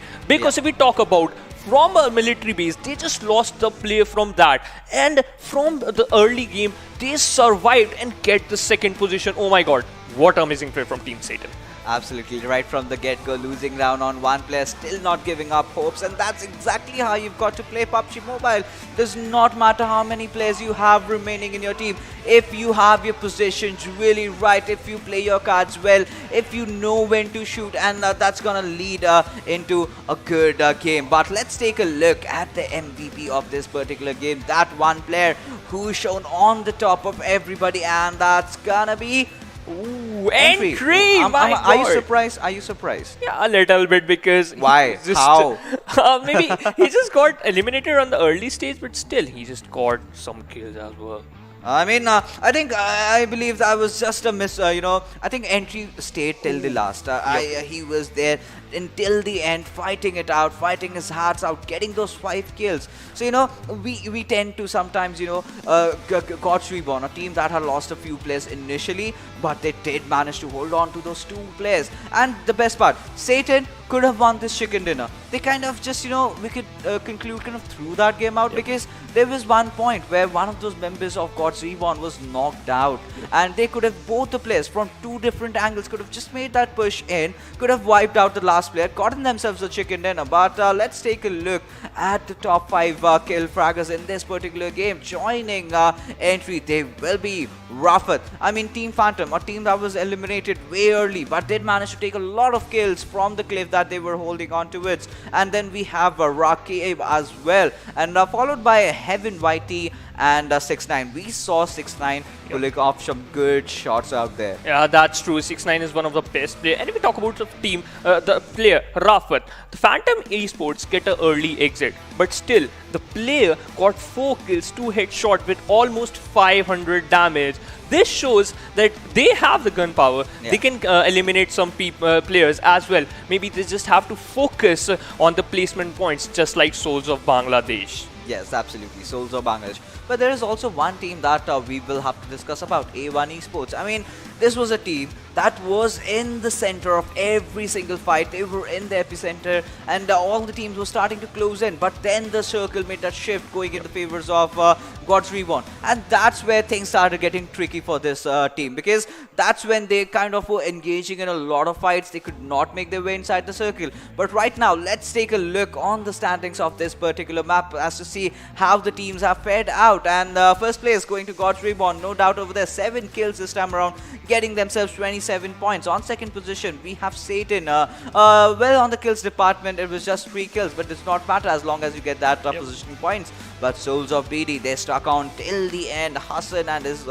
boys really played their hearts out. 5 kills for themselves and 13 points. Yeah, that's true. And we talk about at the 4th position, we have A1 Esports with 10 placement point, 3 kills, which is equal to 13 total points. And KSX having only 5 placement points, but 7 kills, and thus opposite to it, NRZ Hunter having 7 placement points and 5 kills. And if we talk about the 9th position, we have DoyenKnightSs with 6 placement point and only 1 kill. They just have to focus on kills, because they are focusing on placement point. They just have to focus on kills as well. Well, one shocker out there, RisingNepal again losing that momentum, got those 4 kills for themselves, but could not get themselves a good position. And well, we cannot blame the teams that they had a bad game. It was the circle that did all the wonders.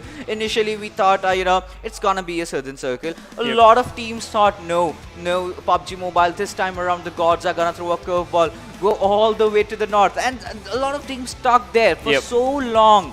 And, when it finally went down south, all the teams had to enter. A lot of players used the boats. You saw Team NAVI out there. You saw so many teams getting taken down one after the other. But that is the beauty of this game. You have to be prepared for every single situation, and whoever does that gets that final victory, the taste of that juicy chicken dinner, which was this time around taken by the gods reborn. Yeah, that's true. And if you're talking about the zone shift, the zone is very hard shift. And the play zone, maybe the play zone got most of the kills because play zone eliminated 4 teams in a row, which is truly amazing. I was like, okay, play zone is going to get the MVP. This is really not good. Play zone is going to get the MVP because he eliminated 4 teams. Well, he said it. Play zone for the MVP, and I believe that. I believe that this time around, PMCO, in both the regions that I've casted so far, Pakistan and South Asia, we've seen a lot of curveballs, a lot of, drastic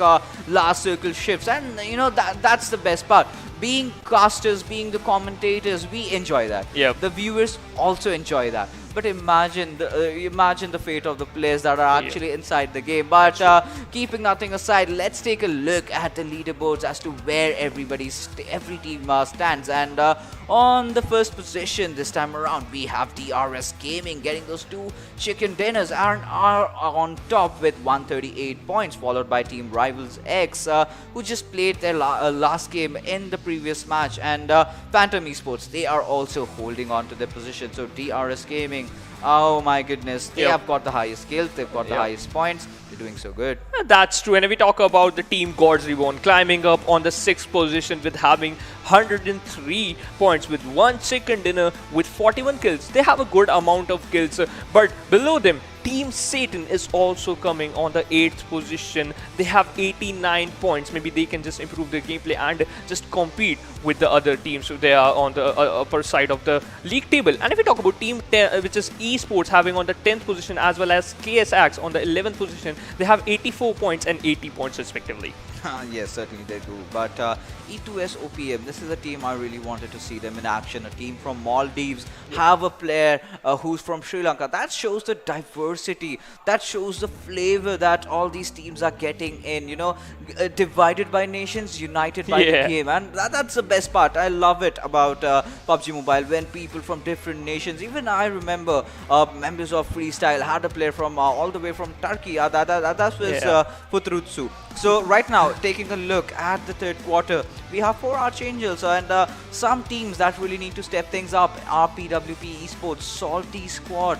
This is one team I have had a lot of expectations from. And the best part, I'll tell you, Phoenix, so since you're new, a lot of members of the former SOLTISQUAD, the original old guards, are now in DRS. You have Nima, you have Mafia Ninja, and they're playing so well. They're on the first position. So with changing times, name doesn't matter. It's about how you are playing, how you are adapting to the meta. That's true, because if you're having a different player, you just have to improve your gameplay by having different type of player. If you're a assaulter, you need a support player who is just going to finish the player who just got knocked. And if you're getting some fires toward, if you're going to shots fire towards them, there's some players just have to save you, so that the team who is the opponent team must take a fallback and not fire, and this you get a player saved from there. This is why the RSGaming on the top, and the experience showed it well. Yes, absolutely. The experience really coming handy for Team DRS, as they will be looking forward to,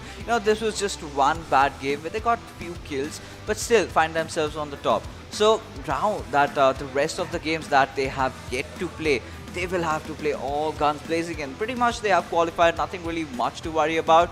But the first spot, that bragging rights, I love that. I finished on the first position in the top 32 rounds, that gives you that inner confidence boost that in the semi-finals I'm going to really knock everything out of the ballpark, play my best PUBG Mobile game and make it to the finals, and the goal is the Pro League and then the World League. Absolutely, you just have to focus on the World League and the trophy as well, because you are just showing one of the best gameplay you can show, and the teams are showing as well. Most of the teams are climbing up, having a good fight and recovering as well. DRS Gaming didn't perform well in this match, but I hope in this match, Sanhok, they are just going to get one more chicken dinner and show the dominance as well.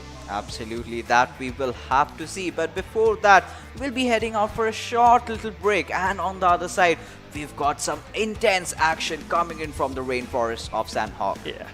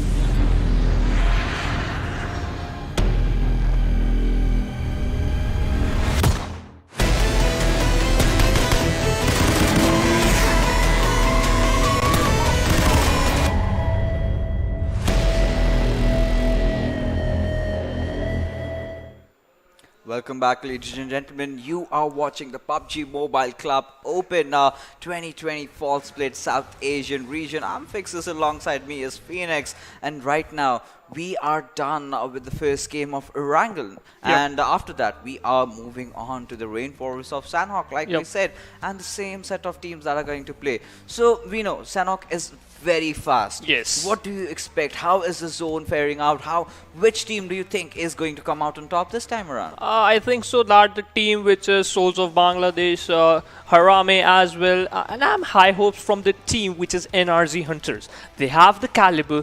They just have to make a good move while doing into the situation. They just have to be focused as well, because when I look at the game, they can knock some players, but they don't push towards them. They have to be little aggressive. Yeah, control aggression is necessary, but you have to be a little aggressive so that you can get some kills as well, just like Soulz of Bangladesh and Team Satan.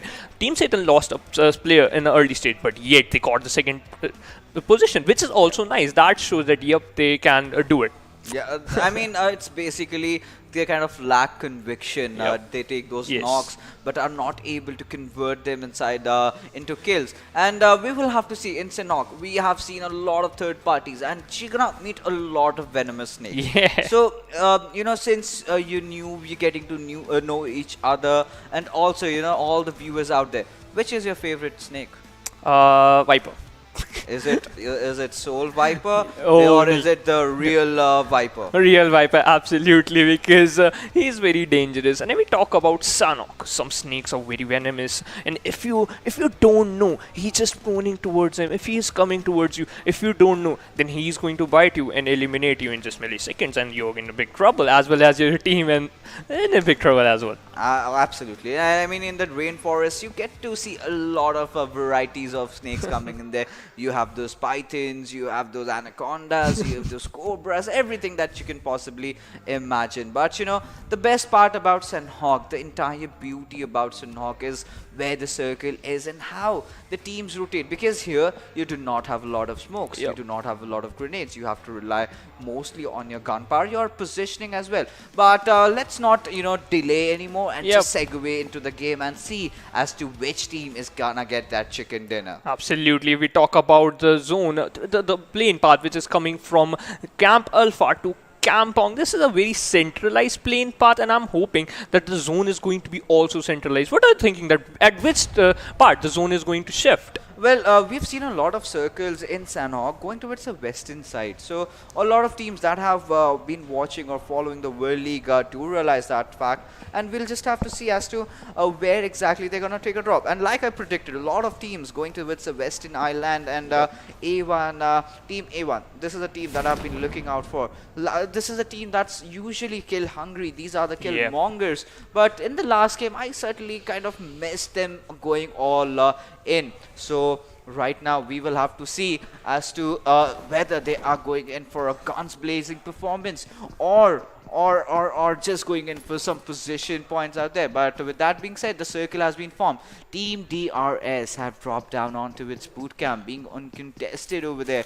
They're going to have a good time. Yeah, that's true. And KSX on the Painan, they just have a good position, and just below them the AzraelGaming are there, and Team Satan, they're having a great position. They just have to collect some loot, because we know that this team can perform well, and I'm hoping that this team is going to get the second runner. But first they have to move inside the zone, because there are two teams in front of them, and if we move towards the left, NRZ is waiting for them. Let's hope for the best what they are going to do. And if we talk about the team PN, they are having a 1+1+1 spread.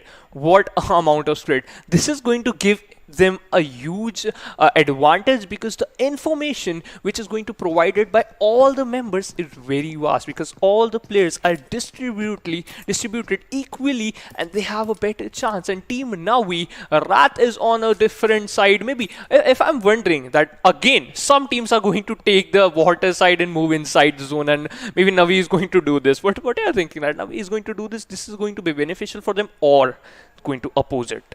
We'll just have to see because a lot of teams have different approach towards Sanhok, and the best one you have to predict the zone perfectly well because I've seen a lot of teams having that high ground area to themselves. You need to know how to play around those covers. But looking at AzraelGaming, they've had a decent outing so far. They are looking to rack up all those points, but QBZ, a weapon that is exclusive to Sanhok, has a very good rate of fire, has a decent amount of damage as we have seen. But at the same time, when it tends to go on those 2 times or on the 3 times or in the 4 times, kind of tends to fall short in comparison to the M4. We do not have the Scars in this particular map, but we also do have another exclusive weapon, that's the KBU, kind of synonymous with the Mini 14. So a lot of players love to use that, but we will see because in Sanhok, mostly I have seen players going in for those M4 sprays because in DMR at such close distance, I would rather use a 3 times on my M4 rather than going for a 6 times on the QBU. Yeah, that's true with it because the scopes also help you a lot because they're going to give you a far vision or a small vision. But if we talk about the previous game, M16 used by the team Wolves, a player of Wolves, he just used it very amazingly. He's having a red dot, but he get a knock maybe from a 400-meter far away player, which is also amazing. He know the perfect distance. He know that how he can use the gun in his way, and that's literally amazing. And if we talk about Soulz of Bangladesh, they are moving outside from the Paradise Resort, and they are very close to the team, which is HARAME and Nang, and maybe he just got spotted out by Dante. Dante is a very nice player. He can spray down any player within a milliseconds, and he know that what he's going to do. He just scouting, giving information to the teams. They having a 2+2 spread because the cover is also coming from behind from the team Soulz of Bangladesh. The players are coming. Can the fight is going to be happen between the team HARAME versus Soulz of Bangladesh, because we already have 4 minutes 40 seconds and still 16 teams are alive and 64 player as well. Not a single player take fight, not a single player caught off guarded, killed, and not a single team just got one player caught killed. And this is going to be very amazing. But Soulz of Bangladesh just fall back. Maybe they're just going to rotate from another side. This is a passive approach from them. This is also amazing because from the previous match they got the momentum. They just have to keep up the momentum, and I'm hoping best because if we are talking about the momentum, I'm just looking forward to the DRS gaming.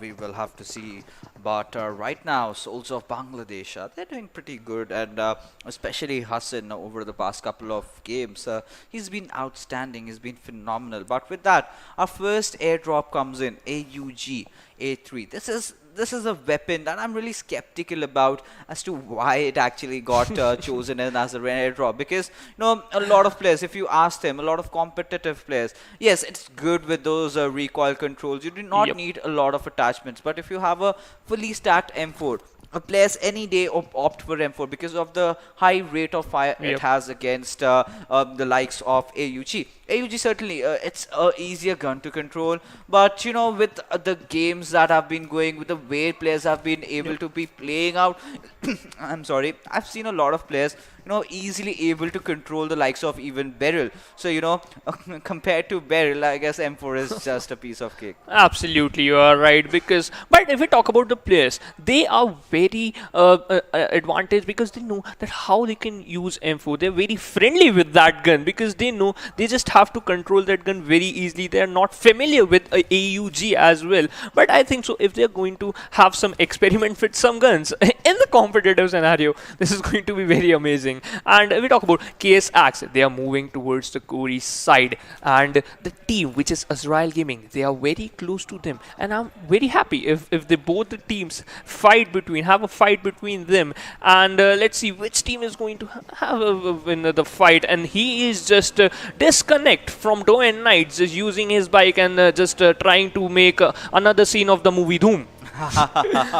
I mean, imagine Doom being shot in those rainforests. You know, you have it's more like you know, you are in a Sylvester Stallone movie or something out of Hollywood, because you know, imagining this entire scene in a Bollywood movie is just too much to ask. But well, with that being said, you know, this particular game, now that I take a look at the map feed, good chance for Team DRS to, you know, get back in, get another chicken dinner, go increase their lead. But right now we have a fight erupting. It is Team KS9 and against the likes of AzraelGaming. Yup, that's true. And maybe AzraelGaming just know that there are some players. They're just throwing some grenades towards them. But Steelix is very far away from the team. But he's not that far away. But if he got spotted out in the open area, then the team is quite unable to revive him because he's a little bit far away. They just have to make some smoke walls, just like the team which is like in the previous game, which is done by the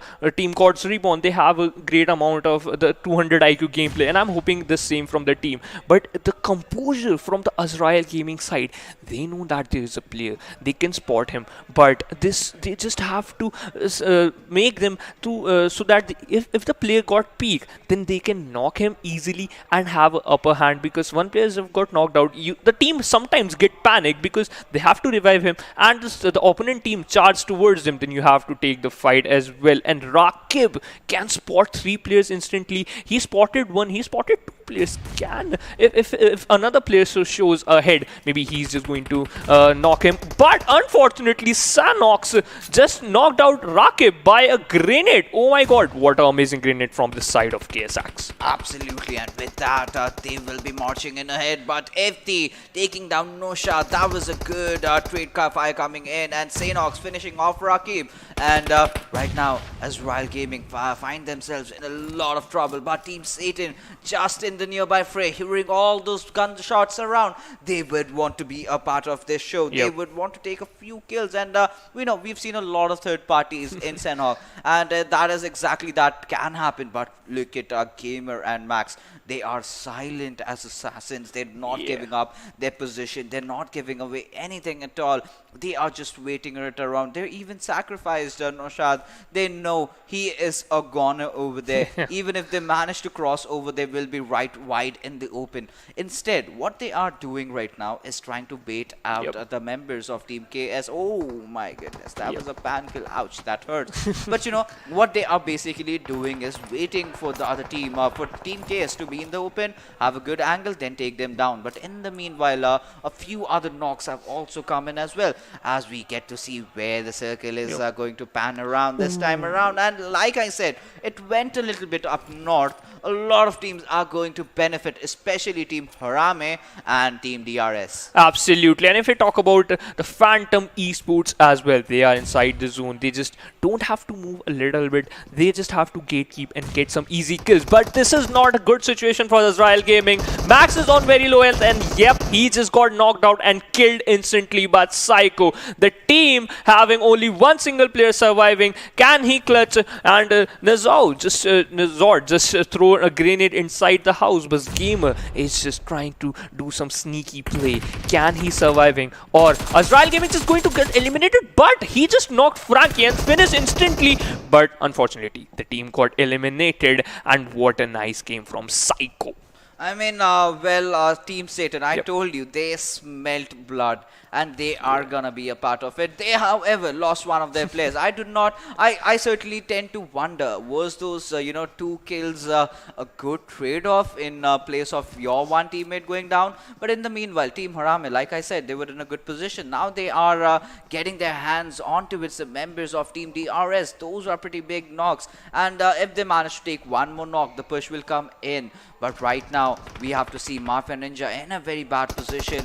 And he is kind of in the middle of nowhere. And Go will be taking down AJ as well. This is trouble in paradise, literally, for Team DRS. Oh, absolutely. Glazen is the only man surviving. Nima has just got knocked out. Glazen is the only man surviving. He just have to revive him or just leave the ground. He just have to get some placement point, because in the previous match, DRS didn't perform that well. And Private 7 not giving a single chance to DRS Gaming to let them go, because they are hungry for some kills. and this is showing some amount of dominance because they have 3 kills. They just need to find that one player and kill him instantly. But let's talk about the team DRS Gaming. They are in a big trouble because they just lost 3 players in a fight in an early stage, and they if the last player got eliminated, they are just going to eliminate it on the 15th position. This is not good for them, but Team HARAME is not stopping. They just want that kill. They're literally focusing on that kill. They are not going to worry about that. If another team is trying to get do the third party, enjoy the party, they're not going to give them any chance. They just want to get that kill. And if we talk about the team, which is NRZ, they have to move inside the zone. Maybe if they got inside the zone, they are just going to be very invictable because some teams are in front of them, which is God's Reborn, one of the best team here. And if we talk about the third airdrop, one more AUG with some 5mm and level 3 kit. This is dropping between 2 teams, which is Soulz of Bangladesh and Team HARAME.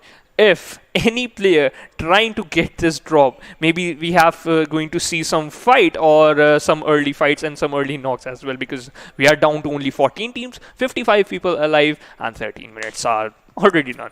13 minutes are already done, and you won't even realize the next 7 minutes how quickly they will pass away. But right now, God's Reborn entry, he's been my favorite player so far the entire day. The first match, he took 5 kills. The second match was also an MVP. And we will have to see how is he gonna pan out in this particular game, because now they are playing on towards the edges, and that's gonna be very risky in Sanhok. But look at Sanhok taking down Fadu, but Steelix getting the kill for himself. So KSX, they are in a good position right now.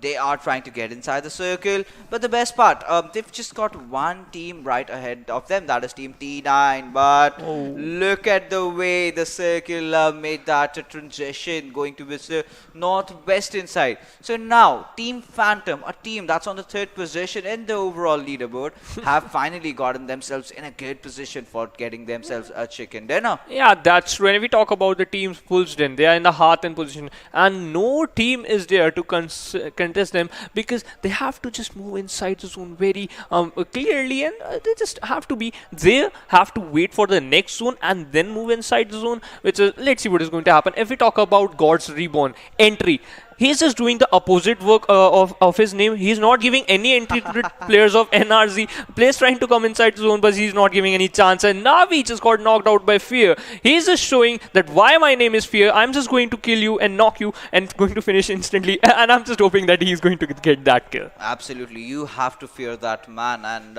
we will have to see. As to now, things have started spicing up, because all the teams from the southeastern side have to make that rotation. And this time, the members of Team NAVI will find themselves in the good sides as they take a few knocks. In the last game, if you can remember, all their players were miserably taken down by the circle inside the waters. They were in such a bad position. But now, when they have a chance to turn things around, they sure are not going to miss out on that. But right now, Havok from Team High Voltage has one of their players down, that is Nay7. But any moment, the fight between Team A1 Esports is on. Aussie, he is coming in for the revive. Oh my goodness, Havok had a good chance, but that now gets me to make this statement. Why did he leave out that ADS? That could have been an easy knock. That's true. Maybe he's just trying to short some fire. Maybe he's not thinking that some player is going to be there. But yeah, there's a player and he just got some shots. He's just surviving on 40 HP. But if we talk about the play zone is still pranking with other players. They're just knocking some player outside the zone. They're not giving any chance. If we talk about God's Reborn, they have to move inside the zone. They just waiting for the players of Mini Yeti, and he just got knocked out by Stick Fly, and the nade is quite short. This nade didn't work out, and it didn't get eliminated. And Sanhok just got eliminated the player of Satan Psycho, and Sanhok got a domination title. And Mini Yeti just got knocked out, and Navi Sabi again got eliminated by the play zone. Play zone is not giving any chance. I'm literally saying Playzone is trying to get MVP. He's not stopping. I mean, absolutely. We must request, the officials of PUBG Mobile to give some creds up to the Playzone, because I've seen a a million bodies going down to the play zone. It does not matter even if you're the greatest PUBG Mobile player.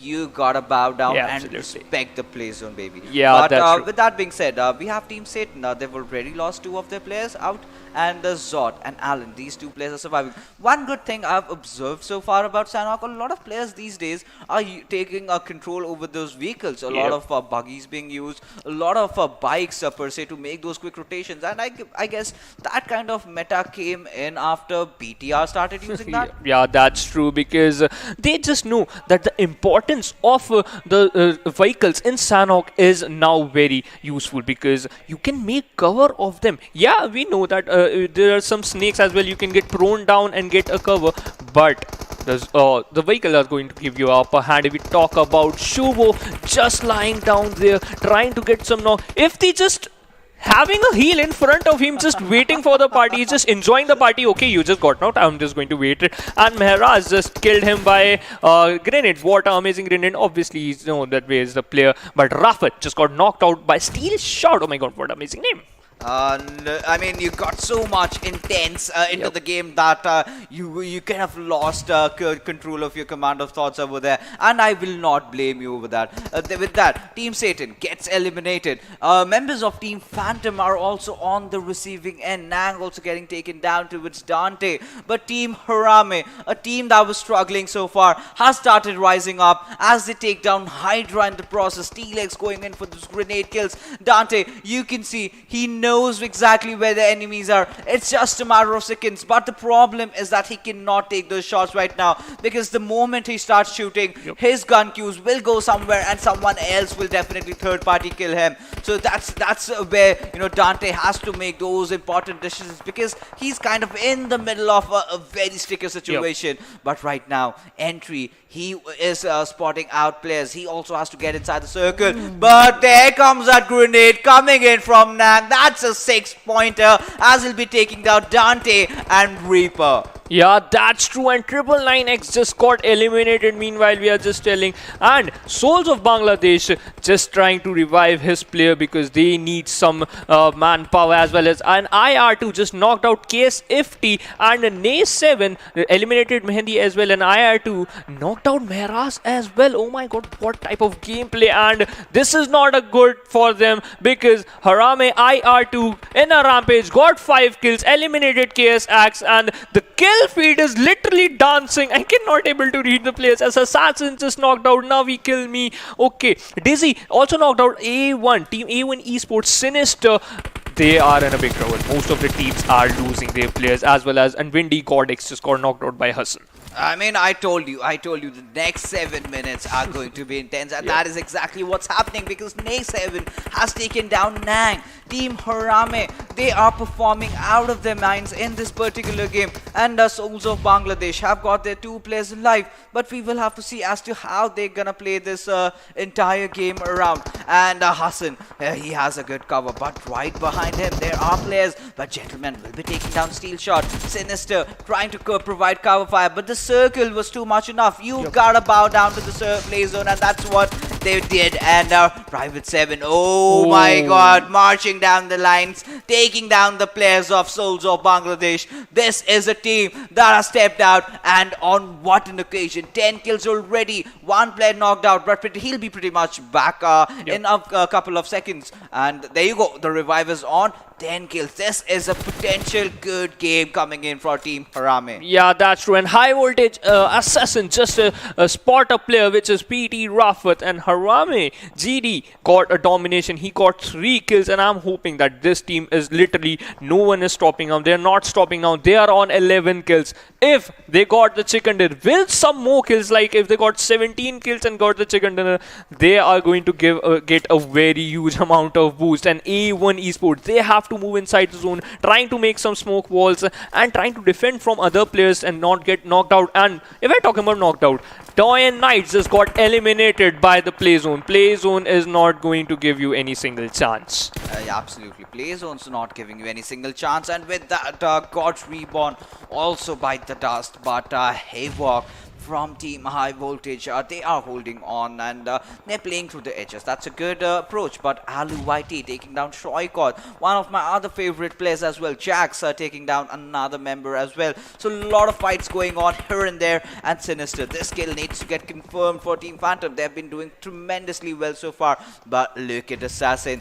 This time he wants to go make some flashy plays as he's got the members of Team PN right under his radar. He knows that Lotus can actually connect and throws it to perfection. But the grenade coming in, but will do a lot of damage, but was not enough to make that finish. That's true, and PT, Phantom Esports, Rafat got a domination, and the kill feed is literally running. Shaykot just got eliminated, and Sanesh just eliminated a player of Mazor, and NRZ Hunter got eliminated.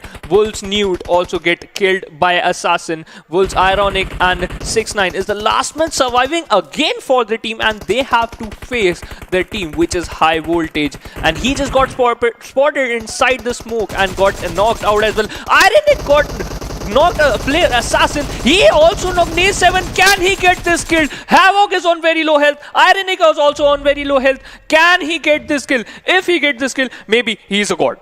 Yes, absolutely. He is a god. The way he had played, he was already a god. But now we do understand this fact that gods do bleed. And oh my goodness, that was some nice display of PUBG Mobile we got to witness over there.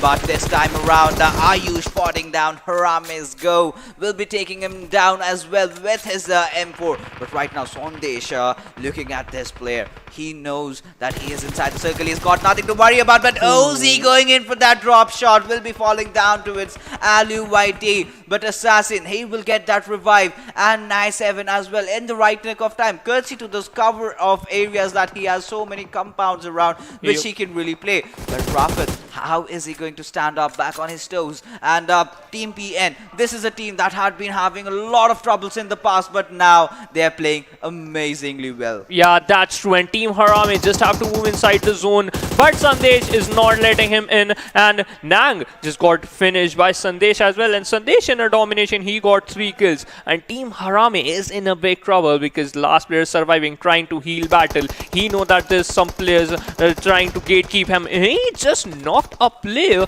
which is Sandesh. He is in the open and got finished as well. IR2. What amazing play by them. But HARAME just got eliminated again by Playzone. As I know that Playzone is just trying to get the MVP title. But Alu YT, can this nade work for them? And if yes, then this is going to be very beneficial for them. We will have to see as to what is going to happen as the circle is bearing down on a few teams. And Team PN certainly have a very, very good chance of getting the chicken dinner in this one. They just have to play their cards right. They have to be patient over here. But right now, look what we have. Havoc, he is knocked down.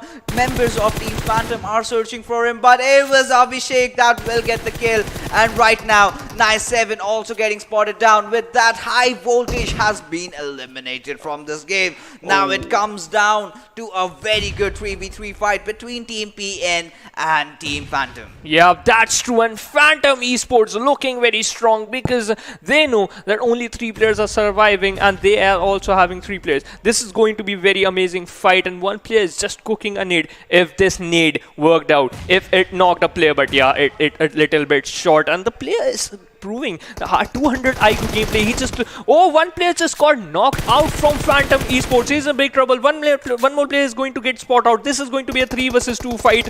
I'm literally amazed. Some shots are going to fight, and yeah, snakes are there.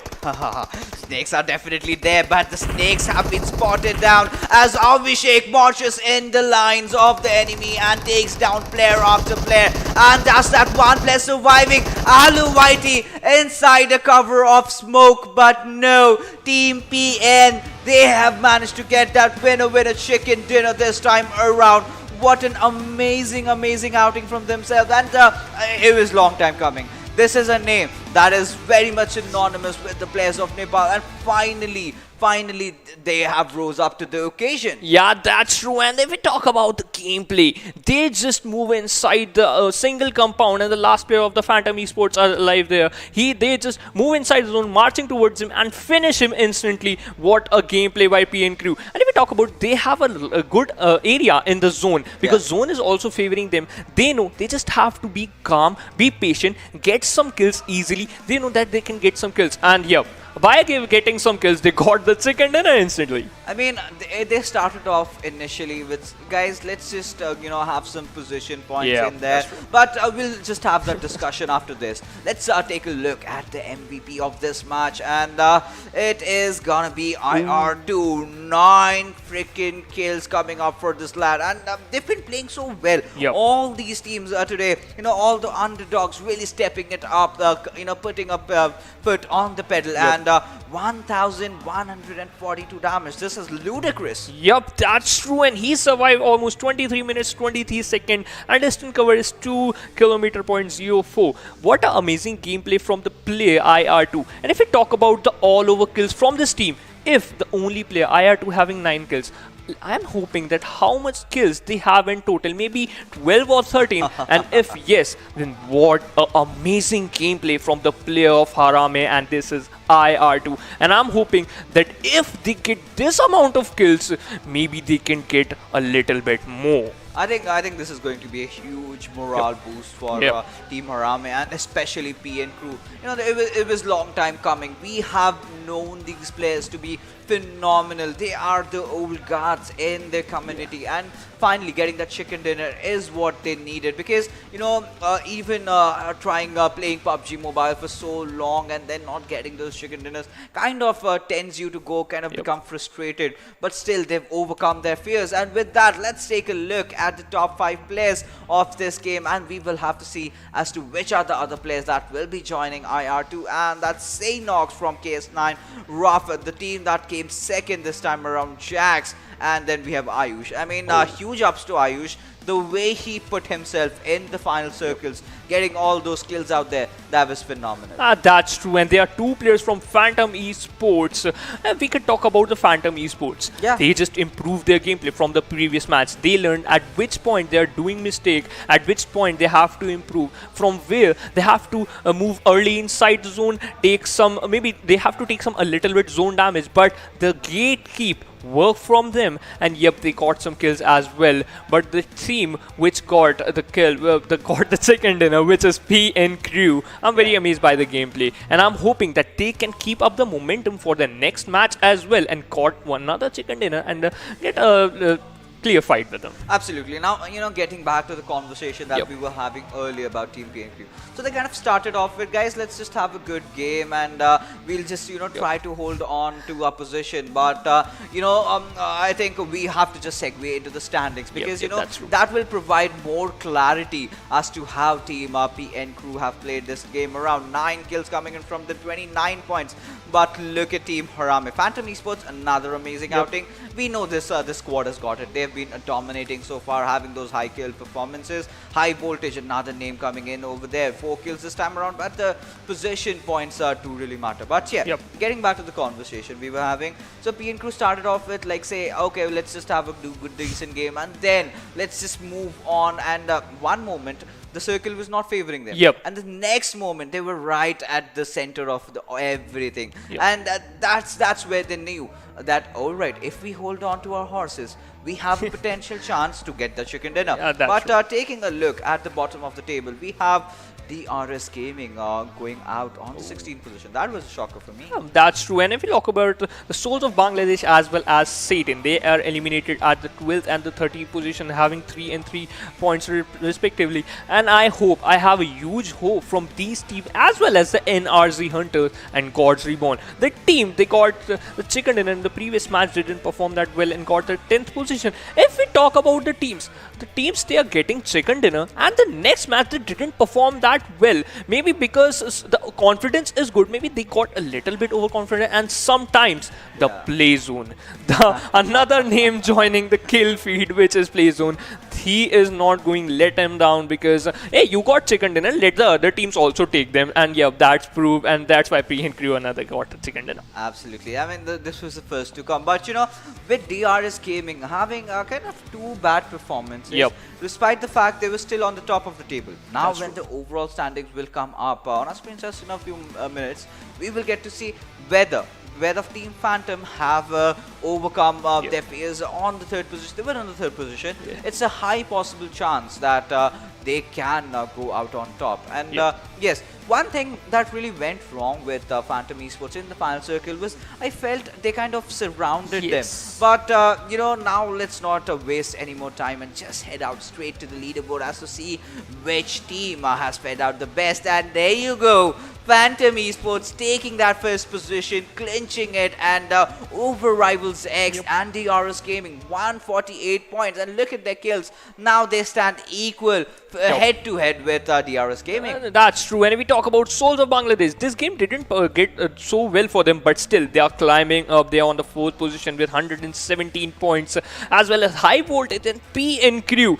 They got a literally very good boost. They are on the 8th position with 93 points. Maybe after another match they can get hit the 100 mark as well, and I'm hoping best for them. But they have to, God's Reborn, they have to do a little bit work. And Team Satan just falling down on the 9th position, having 92 points, and Wolfsden moving up on the 14th position with 82 points. Yes, absolutely. Especially 6'9" from Yep. Wolfsden. He's been phenomenal today.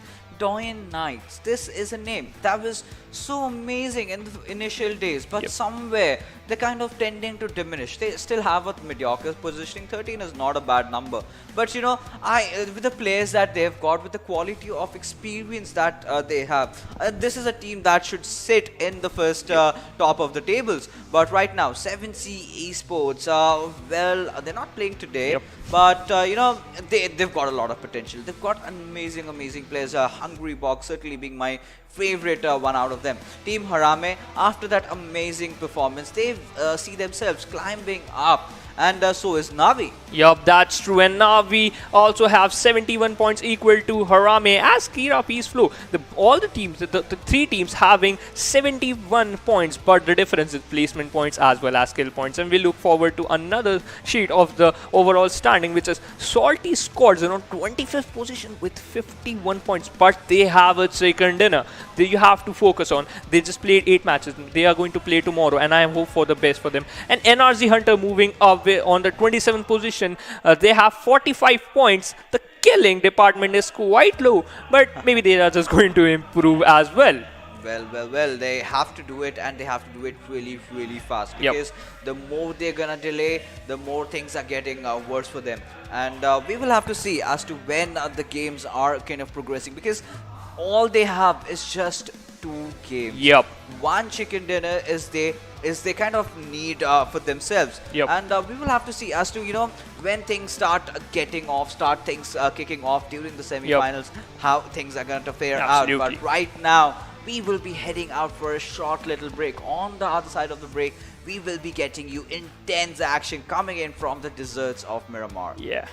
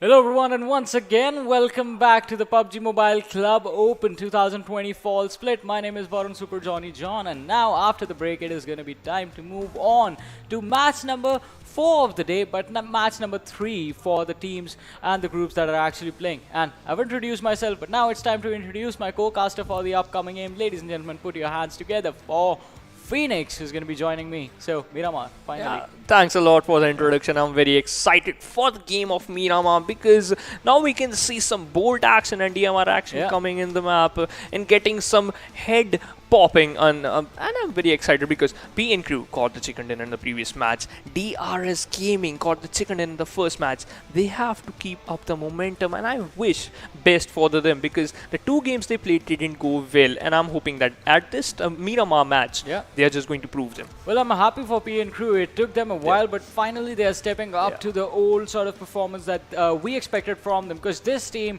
was wreaking havoc the last time. I mean, I keep saying the same thing again and again by the old guards, be it PN Crew, be it the squad like 1971 Gladiators.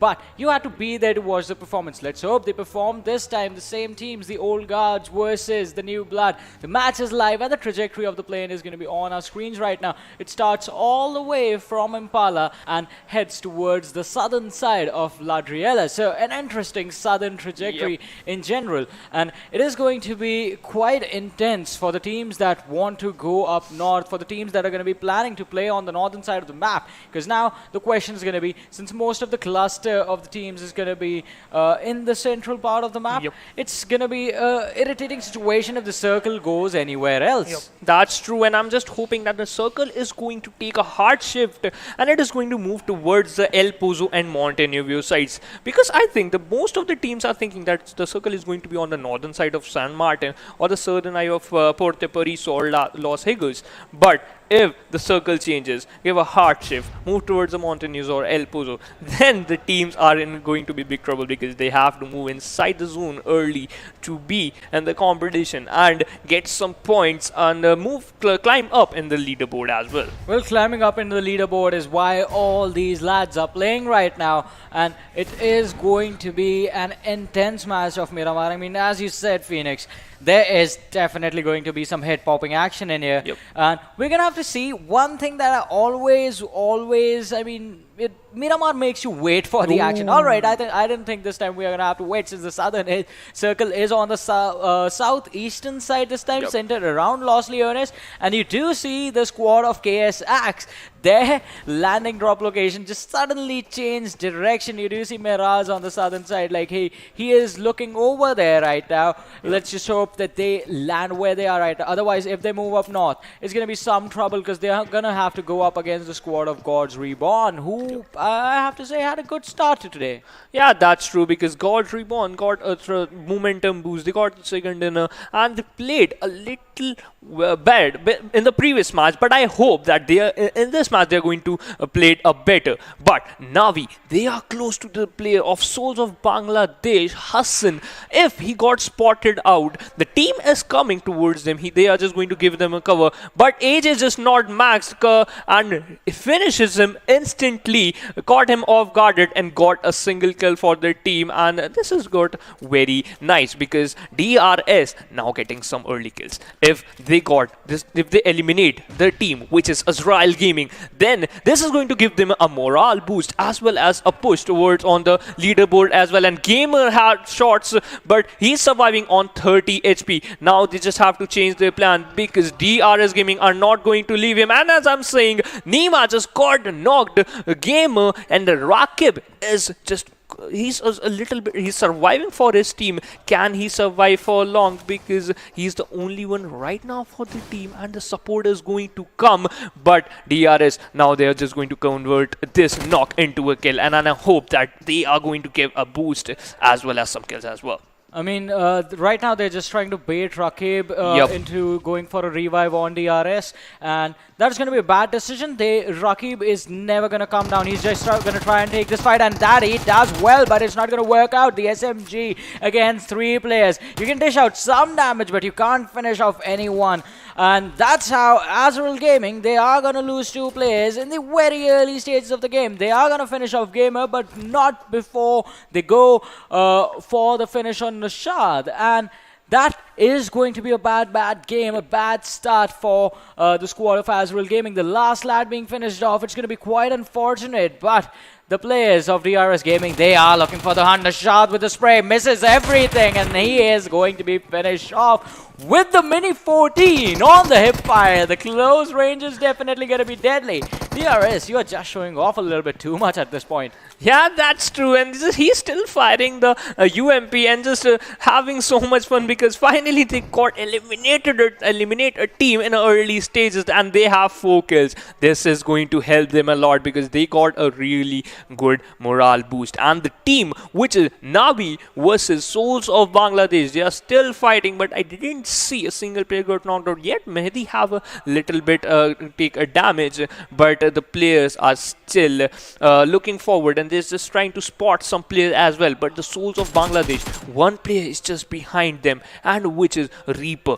Can he uses this thing into their favor? If he knocks a player and give information to the team, yes, this one player just got knocked out and other players are just got separated, then this is going to work for them. And Escanor just spotted some player. He know that the 2 players are at the same place. He's just giving some information for the team, and maybe they're just having a little bit slow game because they are not. Any team didn't want to get eliminated in an early stage, but yet you have to take fight because for 1 kill you're going to get 1 point, and this is going to be very beneficial for you. Well, that is definitely going to be beneficial in the later stages. We have seen, I mean, the day started with the team just getting dropped down in the standings just because they did not have enough points. But now it is going to be a new map, a new start. One team already taking an early exit. NAVI, they do not want that. Escanor out in the open, stuck in a really bad situation. And if he actually gets up, if he shows his head, that's going to be risky business. Yep. You do not want to take a fight against a team like Soulz of BD. Hassan, it looks like he spotted someone out, and yes, he has. It is Kill Me. This is a weird situation. Soulz of BD, they have spotted out some of the players from NAVI. Escanor dishes out some damage. Dante almost went down, but Escanor is going to be knocked out. He's going to be finished off. Wraith on the other side. He's on top of the bridge. If he has the weapon, he can actually take down a lot of players from this squad of Soulz of BD. Dante has been knocked down. Hydra with the smoke is going to try and create some cover. He's going to try and revive his teammate. But Soulz of BD, we know how aggressive they are. We know they want this fight. Yep. They want this one badly. But how are they going to take this since the players are split up? As you can see on the mini-map, the players of NAVI, they are grouped around the bridge area. They have spotted out Reaper, and Wraith is going to drop him down. He has been knocked out. Kill Me can easily go for the finish. But the other players from the side of Soulz of BD, they are on the back lines. It's going to be a little bit of a tricky situation for them to come to the rescue of the teammate, and I don't think that's going to happen. Reaper is going to be reaped himself. We're just going to have to see who does that, and I think it's going to be Mehdi since he has already gone out for the hunt. There's no way this lad survives unless Soulz of BD, they have some incredible aimers on their squad that who can from that far of distance somehow provide their own teammate support from that far away. I don't think so. The terrain is just not there to do that. And now it looks like they're just gonna let the zone secure the kill for them.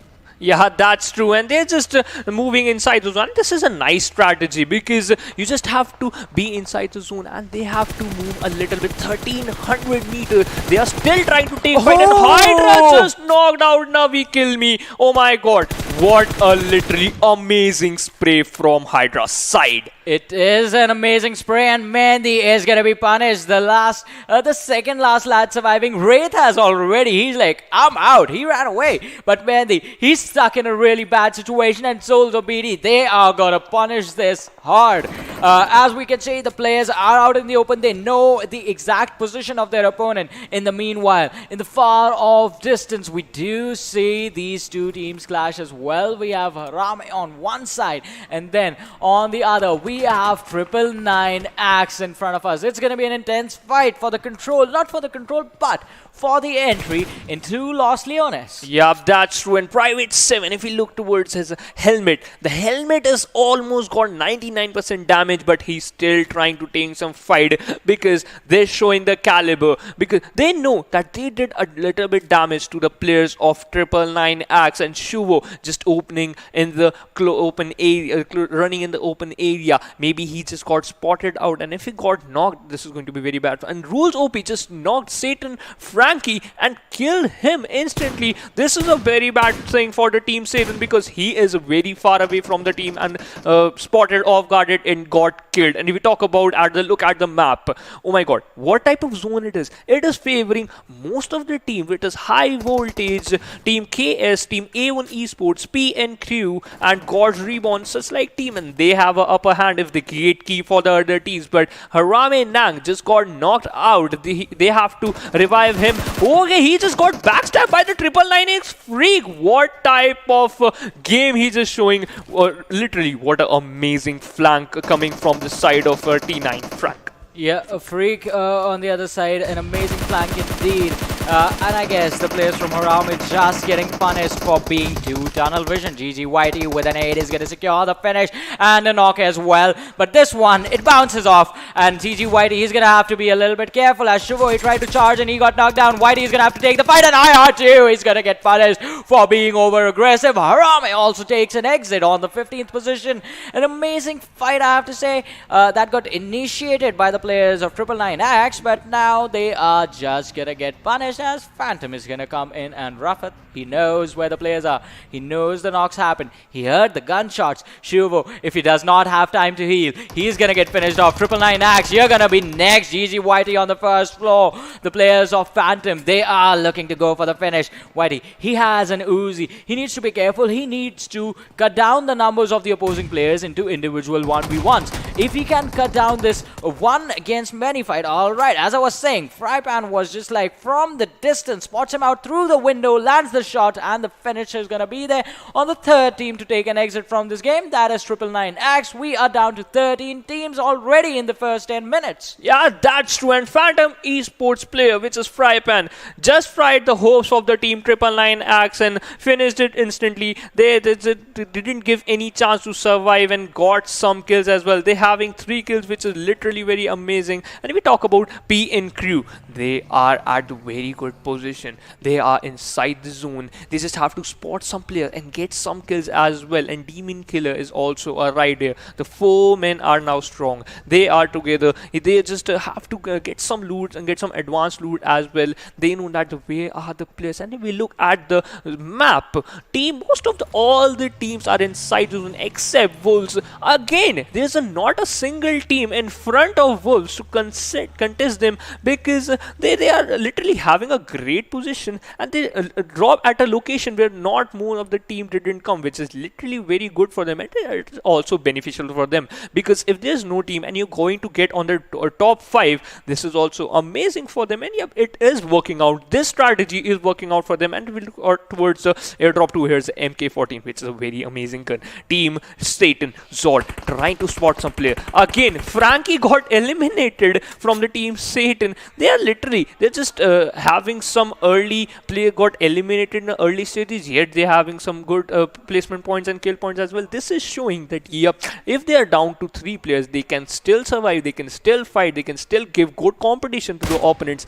and yep, that's showing that how they are the best. Yeah, that is definitely going to show their opponents the potential of these lads. But for now, the squad of Satan, they had an amazing start to the group stages, but the momentum was broken down in the last few days. We're going to have to see if they can sort of bring that situation back in their favor. We're trying to gatekeep these lads. Squad number 11, that is NRZ Esports in front of us.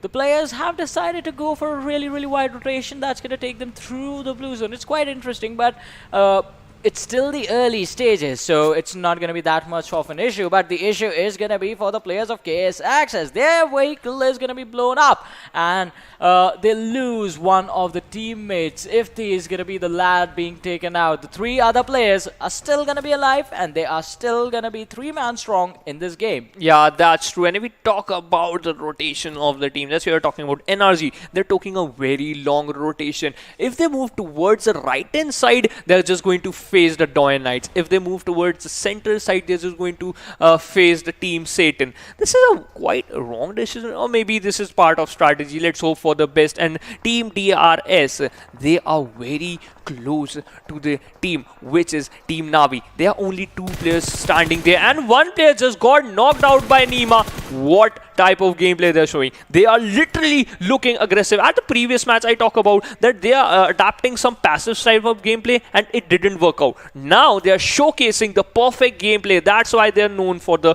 game. And yes, they are showing it. The aggressive style, it is working for them because they got 5 kills in an early stage. We have 13 teams left, 47 teams alive, and RSGaming literally looking strong. And if they got this chicken dinner, yes, then I'm literally going to get very amazed. Yeah, it is going to be amazing indeed. But Navi Wrath, he took a lot of damage. He has healed up in the distance. And it is going to be an interesting situation as to why these lads are letting him get away with that. Because that team, the squad of Navi, was in a really bad situation. All other 3 players, other than Wrath himself, have been finished off. He's the last surviving player. He's running out in the open. It's going to be pretty easy to punish him off. Does not have any sort of backup. Is quite exposed. The last lad surviving. Just don't even knock him. You just fire some bullets. He's going to be out of the game. Has smokes now. Again out in the open. All exposed. The players of DRS are looking for a vantage point from where they can spot him out. But Wrath, alright. I think I spoke a little bit too soon. He's using the ridges quite amazingly. But on the other side, God's Reborn, the team with a good momentum entry with the M16, spots out the players from KSX. They have lost 1 lad, so these 3 players need to be extra careful and try and avoid any sort of conflict, any sort of charge in from God's Reborn. But on the other side, NRZ Pardu is going to be knocked down, and I think his teammates are nowhere near him, so he's going to be finished off as well. Alright, they're close to him, but they're going to have to travel a long distance towards the zone. So we'll find out what they prioritize, their teammate or the rotation. Yeah, that's true. And if we talk about the DRS Mafia Ninja, again, spot a player, which is Wrath. He finishes him instantly. They got 6 kills. And Dante, Soulz of Bangladesh, Dante player just got knocked out by the play zone. Again, play zone is showing that why he's the beast, and he's again knocking some players as well, showcasing the aggressiveness of the blue zone as well. And let's move forward. If we talk about the God's Reborn, they are a little bit surrounded by some teams because they are in a centralized position. Most of the teams prefer to be in a center, and so Soulz of Bangladesh Dante just got eliminated. Havoc of high voltage got knocked out. Used the spot, knocked out Jax, and Dizzy got knocked out by just dropping from the car. Hydra knocked NAVI, Slave 7, and Sanhok also finish another player of the team. They are looking a little bit quite in a big trouble because they have to cope up with it, and high voltage is in a big trouble. Yeah, they are going to be in trouble indeed, but A1 Sinister with a nade is going to make sure that high voltage trouble are just going to get worse as Havoc is going to be dropped down and the team is just going to be left with 1 man surviving. That's going to be Assassin, so now it's going to be up to him to make sure that his team at least somehow manages to finish, I have to say, in the top 6 to get a decent number of points.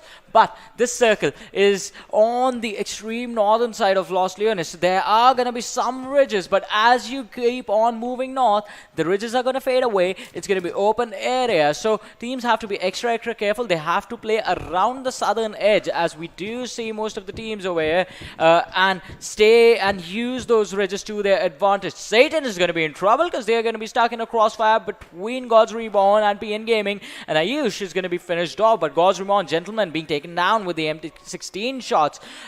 They are inside the circle, so I don't think there's going to be that much chaos for that squad, and they can definitely take this fight against the players of DoyenKnightS. Yeah, what a rhyming by Johnny's side. Oh my god, this is going to be very good. And Gentleman OP just got revived and he's just healing up, but right now I'm saying Sinister just knocked out the Soulz of Bangladesh player Hydra. He's on a higher position, he's on a high ridge trying to spot some players, but unfortunately he also got knocked out. But if we talk about high voltage assassin, he's the only man surviving. The team got 0 kills, and DRS, one of the most aggressive team, marching towards him. Maybe they know that a single player is there, maybe some players are there, just have to get that kills, because from DRS Gaming we can see the perfect domination. And while I'm seeing PMCO just knocked a player of God's Reborn, which is Stickfly, but yeah, he's just going to get revived. But this type of gameplay is just showcasing. This is very nice, because yet they are giving damage. If they knock us again a player, then the player got revived maybe, but the armor, the helmet literally got damaged, and this is going to be very lethal for the team who got knocked out again and again. And if we talk about Mafia Ninja, just knocked FADU of NRZ and finishes him instantly. My god, this is literally an amazing play from the team DRS Gaming. Yeah, it is a good start for them, but this is even special. Airdrop number 4, AWM, 8x, everything you want to be on your sniper in this map that is famous for being the sniper's map. That is Miramar, but DRS Gaming, they look like they are in some trouble, as one of the lads is going to be finished off with a backstab coming in from the players of KSX, and NRZ is going to be in trouble as the attention turns towards them, and they get eliminated. Definitely do not want to face Mafia Ninja right now. Has 5 kills already confirmed. His team has 10. He has contributed 50% to his team's skill confirmed advantage, and it is really important. A player that's in a good form on a certain day is definitely going to wreak havoc to anyone who comes to face him. Yeah, that's true. They are looking very strong, and I hope that they are going to convert this good amount of kill. Plus, they are going to get a high position in placement points, just like second dinner. But GR Entry just knocked a player of DoyenKnightSs rule OP. He's just moving. Okay, the disconnect is trying to revive him, but Steelix knocked A1 Esports Fear. He's in big trouble because Stickfly giving cover to the team. He just also knocked out one more player, and Gentleman OP knocked out DUI. Disconnected. DY DoyenKnightSs are in a big trouble because 2 players are got knocked out, and they just need revive. And Lin also got knocked out. Sexy Pig is the only man surviving.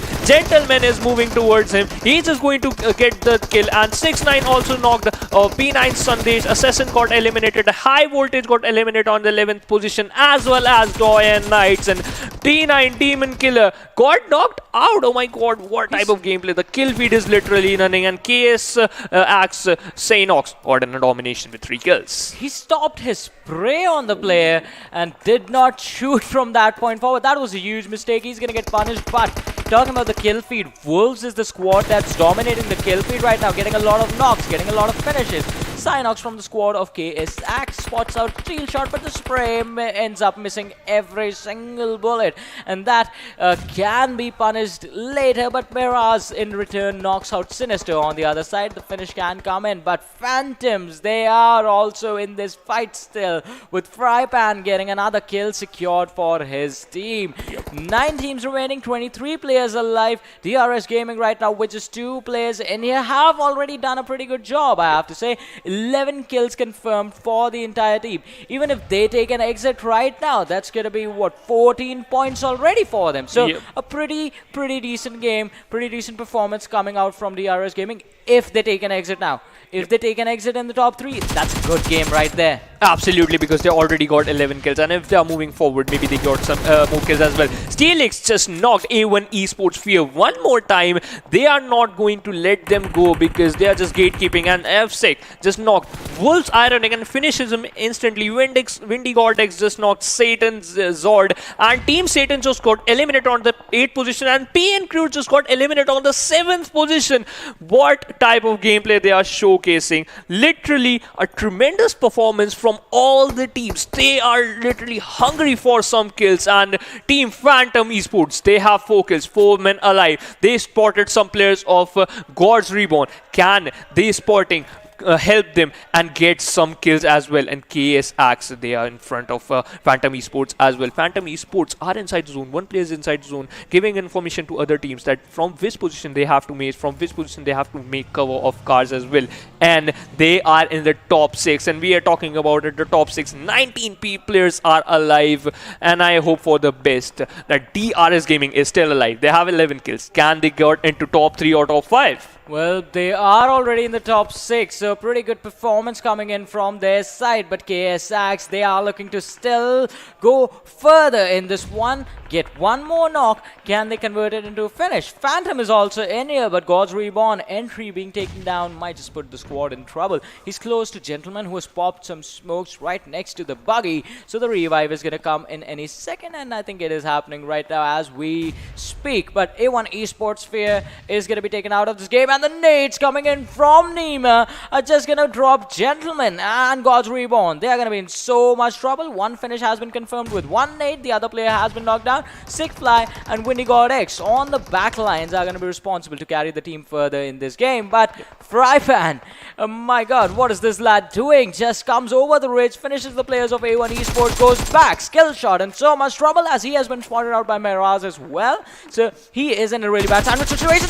Gets spotted out. Miraz with the shots is going to be able to take him down, but not before he takes the damage. The headshots are going to get connected on Miraz. He's in so much trouble now. Frypan on the other side has been taken down already. Skill shot, an amazing performance, amazing survival skills. The clutch moments is where a player's true character is shown as skill shot. He's definitely showcasing the shots in his skill, but not for long. He is going to be taken down, and A1 Esports also taken hits. It's Steelix on the other side, spots out Nima from RSGaming, and the damage was dished out, but Nima, right in the nick of time, gets behind the smokes. That's going to be enough cover for him to escape. Yeah, that's true, and Nima is going to pop him some health kits as well. And if I'm suggest Team KSX, they are not going to let this player go, because this player is literally a beast. If he is going to pop you an aid, he is going to get some knocks as well as some kills, because RSGaming, they are in the top 5. 2 players are surviving,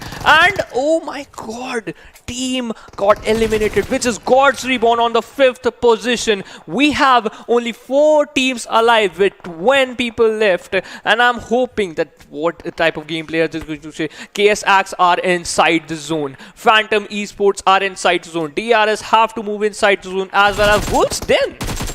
Yeah, Wolves Den also being inside the top 4, 12 players remaining. Phantom, they're going to be in some trouble. They're charging in towards the players of KSX. This is going to be an aggressive charge, and one player being taken down. Phantom takes some damage, but not before he gets the knock. Last player for KSX surviving, trying to find along the broken wall. Takes some damage, jumps behind the house, and gets inside some cover. But he's not going to be able to revive his teammates. He needs to heal up right now and come back and take this fight. Otherwise, that's going to be the end of KSX. The only thing that can save him right now is going to be the players of the ARS, who are trying to sneak in towards the injured, the broken down players of Phantom. Nima is going to be spotted out, takes some damage, but the fight is not going to be over aggressive. Phantom, they are taking their sweet time with this one. The forecast for them getting the winner chicken dinner, it's in their favor. They have a 33.33% chance, since they are the team with the man advantage. And as I say that, they run and finish off the players of KSX, but now the fight against DRS, the fight that was delayed for so long, is finally going to happen. AJ does trade out some damage, but he's going to have to be careful. He's outside, out in the open, tries to fire the shots through the windows, but DRS Nima is going to be taken down. AJ, the last man surviving, gets one knock on Jack, tried to go for the finish, but he is going to be finished off instead, with the final 2 teams remaining and 7 players alive. We have Wolves with 3 players in this match, and we have the squad of Phantom with the entire squad alive. The man advantage in their favor. They definitely need to go for the finish. 6-9 with the nade is going to drop down. Is going to get dropped down, in fact, by the players of Phantom. And the second nade from Rafat is just going to finish him off. So 4v2 situation. I think we all know where this game is going to go now. Yeah, that's true. And Wolves in a quite difficult position, because they have to move inside the zone. And the 4-man lineup is there, but they just knocked a player and finishes him instantly. Rafat having a grenade kill title. He having a grenade year title. Can the team Phantom Esports catch the chicken dinner? They have the manpower, they have the gunpower. This is a 3 versus 2 situation. 3 men are surviving from the Phantom Esports. Wolves player are marching towards them. Now they are charging towards them. Can they spot a player, kill them? And he just shots him, and one player just got knocked out. Last player is surviving, and yes, he just got finished. Phantom Esports caused the chicken dinner. What an amazing and tremendous play by this team, as well as from Wolves Den.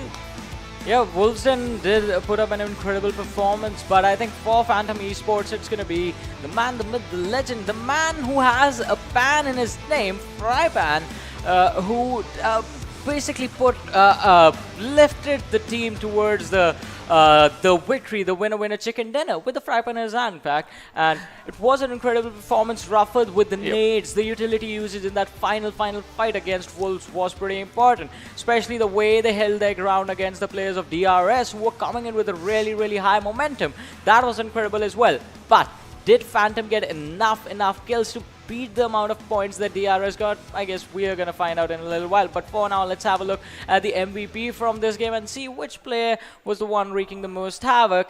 Earlier it was Mafia Ninja, but this time when the game ends, it's going to be Frypan. As I said, 9 kills, 822 damage. Distance covered is going to be 8.26 kilometers. Survival time of 25 minutes and 51 seconds. Yeah, that's true. He got 9 kills with 822 damage. What a literally amazing. He got the domination title, rampage title, as well as grenade. The grenades are literally so perfect that every time he throws, he got a perfect 100% chance of a knockout, as well as that second grenade he threw, he got a kill. What a nice game from the team Phantom Esports, as well as Wolfsden, because I have to appreciate Wolfsden. They drop at the location from very far away from the zone. They have to move inside the zone and no team is there to contest them. Yet this worked out for them, and yep, they got the second position with some 14 points. And let's have how much kills they have. Yeah, I mean, kills are going to matter in a way here as well. I'm pretty sure DRS is going to challenge them and take the second position as far as the points are concerned. But we're going to have the look at the standings from this game in a little while. Right now, let's just have a look at the top players from this game and see who all are going to be joining our MVP.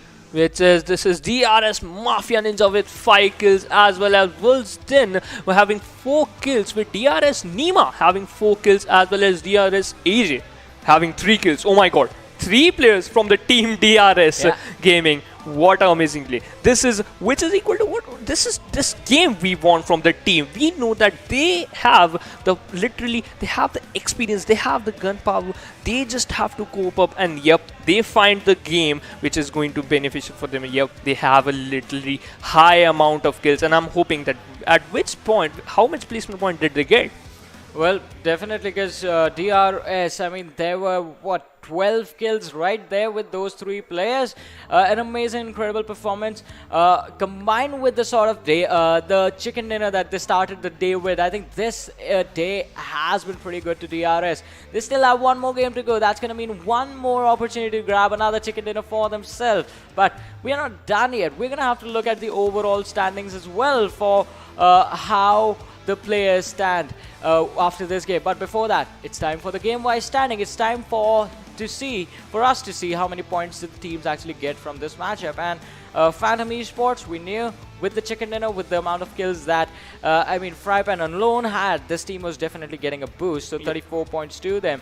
Then we have DRS Gaming coming in with the 13 kills that they have, 23 points in total. Wolfsden, they get pushed down a little bit to 21 points, and then we see a massive drops from the 3rd position to the 4th position, wherein we have 2 teams with 13 points to both of them. Yup, that's true. And we have A1 Esports at the 6th position with 8 points, and PNQ at the 7th position from having total 7 points, and Soulz of Bangladesh on the 8th position with 6 points. This team are quite showing a nice gameplay and good gameplay as well, and we'll talk about the other teams as well. And look at the second part of the chart, which is NIXXX on the 9th position having only 5 points, and Team Satan having only 4 points, which is placement point and 0 kill points. And DoyenKnightSs and HARAME, both the teams having only 1 kill point. These teams have to focus on their kill points, or otherwise they're not going to climb up. I mean, not just kills, it is important to fight in the later stages of the game as well. Early aggression is how most of these teams got taken out, especially the lads from AzraelGaming, getting into a fight when they weren't supposed to, the players of NAVI as well, with the aggression that they had early on in the game. It impacts your performance. I mean, if you lose players early on, later, when you get to the later fights, you're going to get there with man disadvantage. I mean, that's what happened with the players from DRS. Yeah. They started off quite aggressively. They did get a lot of kills for themselves, but it was in that later fight against the players of Phantom when they did not have the numbers for them that they got punished. But now I think it is going to be time to look at the overall standings and see where the teams actually stand, because now we are almost done with the group stages, and we are going to be heading into the semi-finals soon later in this week, from where just 11 teams will be moving on into the finals. And from the finals, we all know 4 slots to PMPL Season 2 along with the prize money. I mean, prize money is going to be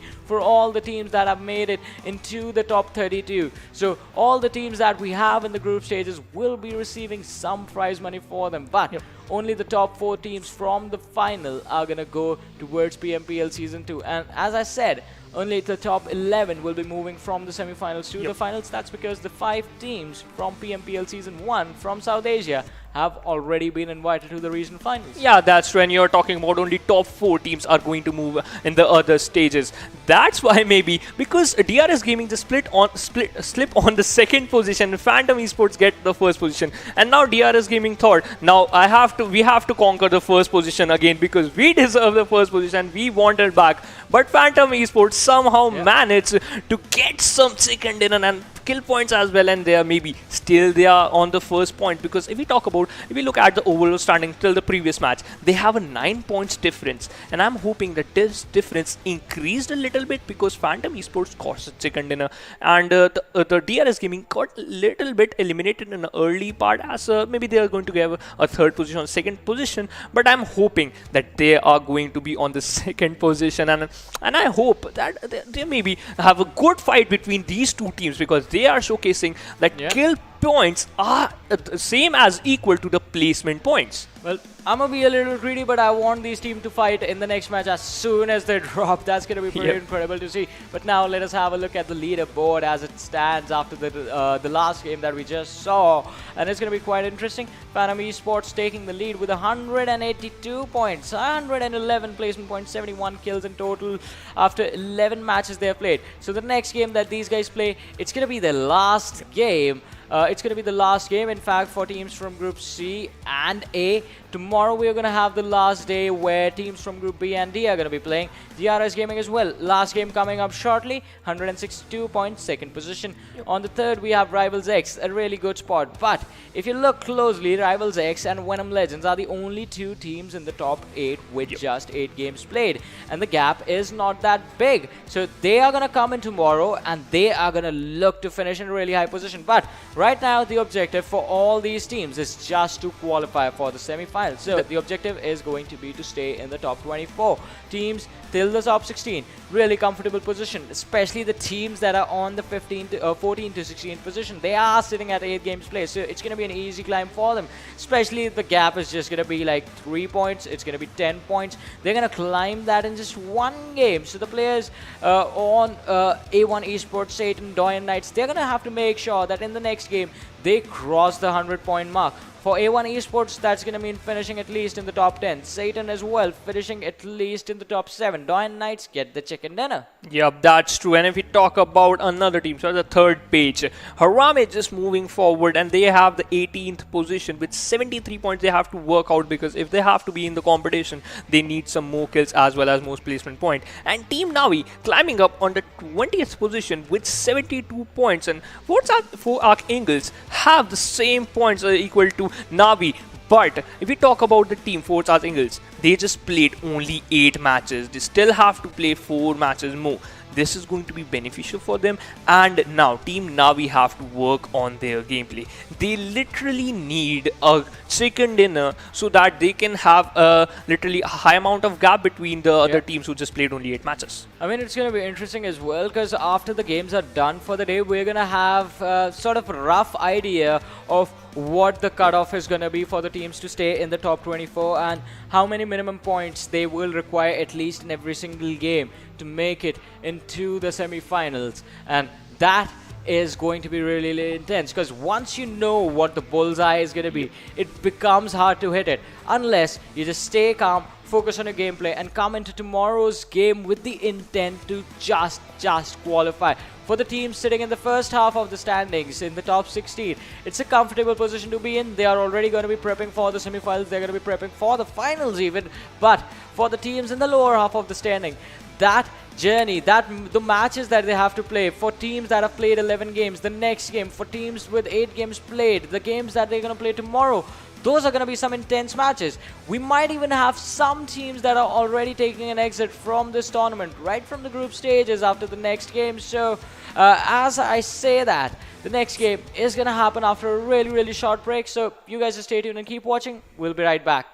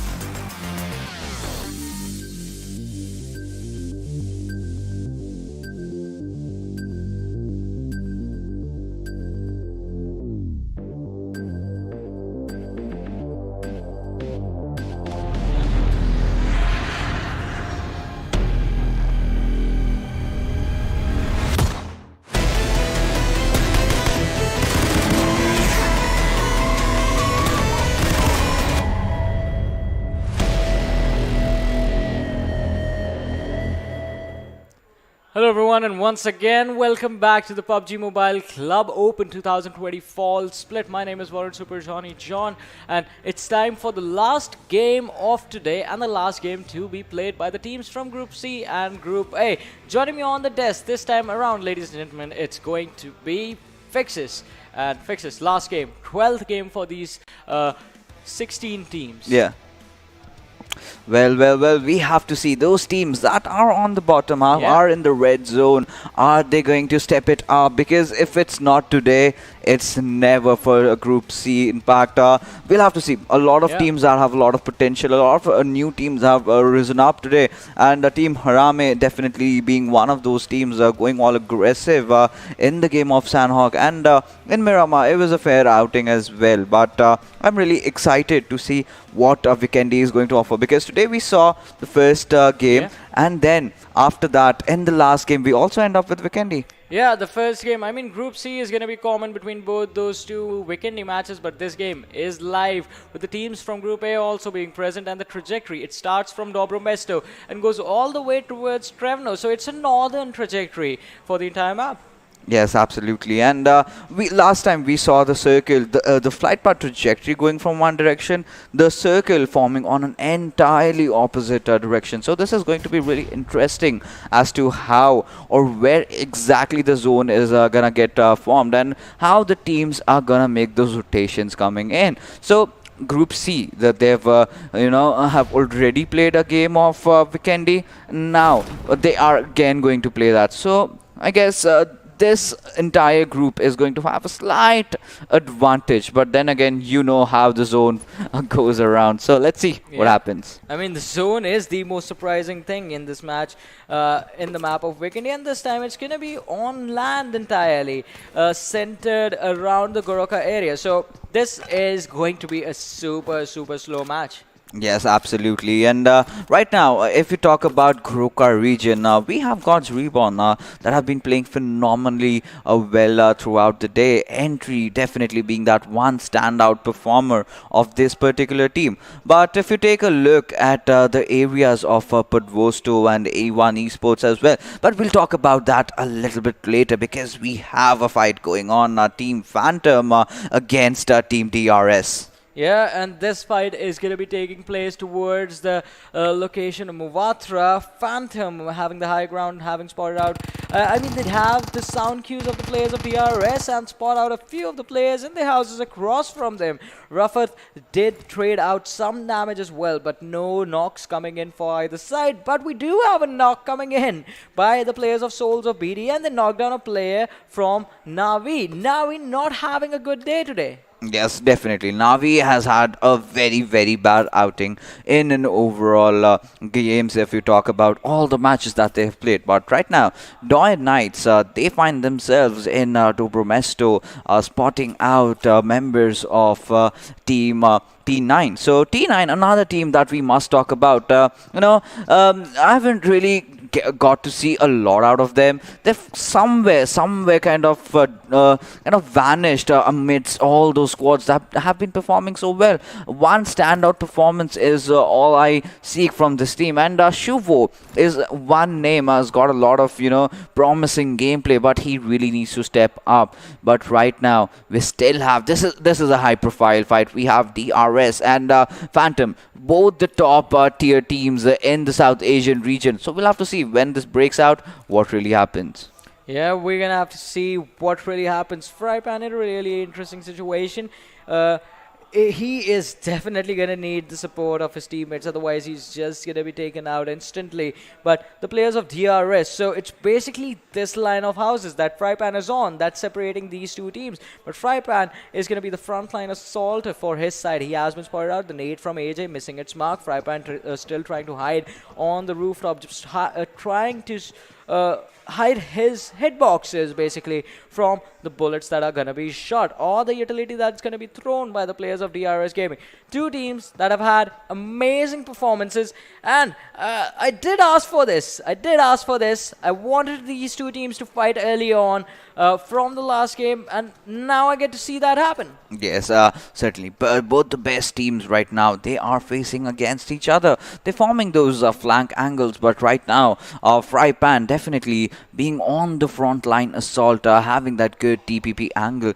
But Mafia Ninja, we will have to see, as in if he does manage to find some angle out there. But there you go, Soulz Whitey over there. He has taken that flank angle, but Gyalzin almost getting taken down. But that is Nima taking down Frypan, and with that have started the fight. And AJ having that Uzi. Are they going to go on that aggressive side? And yes, Jax is on the defensive side. Nima and AJ making that push happen. Jax really low right now, but he will manage to take him down. Goes for the second, but no, Nima does not let that happen, as he will knock him down. Frypan also getting knocked down yet again. Nima will definitely finish out Jax and will go in for a revive.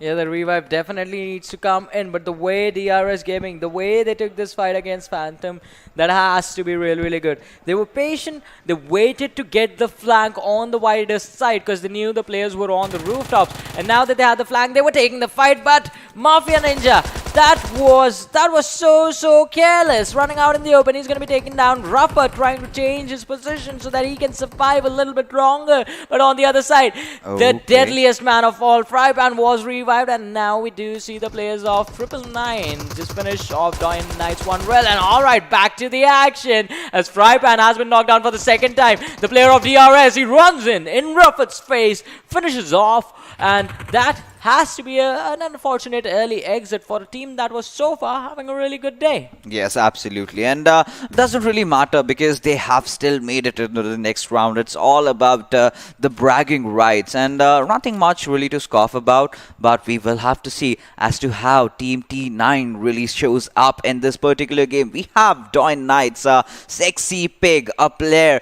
from Elementrix, previously or formerly known as Junior. He's been playing so well, but lately DoyenKnightSs have kind of been having a struggling phase, not getting those chicken dinners, kind of the synergy clearly lacking over here. But this is a perfect chance to gain it back, as we see engagement happening between T9 and Sexy Pig spotting out GGYT. Did take a lot of shots onto him, but how on earth could he have missed those shots? Yeah, that is just quite unfortunate for the team. But Assassin is not going to miss his shot as he spots out Windy God X out in the open. And he is going to be an assassin with that G36C, but now it's to hide. Assassins, you need to know how assassins work.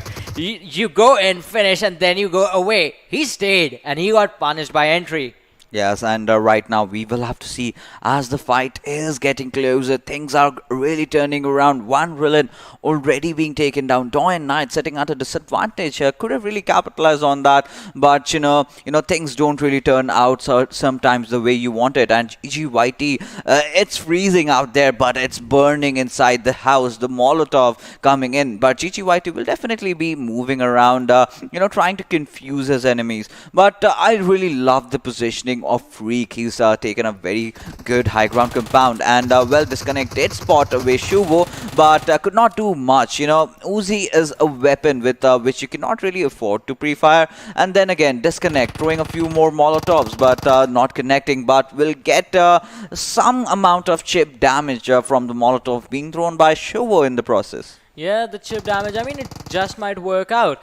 If you can get the player in front of you a little bit lower than yourself, that's going to give you an advantage when you come face to face. Your health bar is going to be bigger than his, you're going to have more health than him, and a little bit easier for you to take the fight. But already having the man advantage for them, 999, they are already in a really comfortable position. I think they can just charge and get the finishes, and the players have been isolated. But Disconnect, still burning, is going to be roasted quite crispy with the Molotov as he's going to be knocked down. The finish is going to come in. Sexy Pig and GGYT actually gets the finish, but Sexy Pig and Rules OP are going to try and survive. Sexy Pig also being finished off. That means DoyenKnightSs, just one player left standing. That's going to be Rules, and he is just going to be the ruler of running away for now.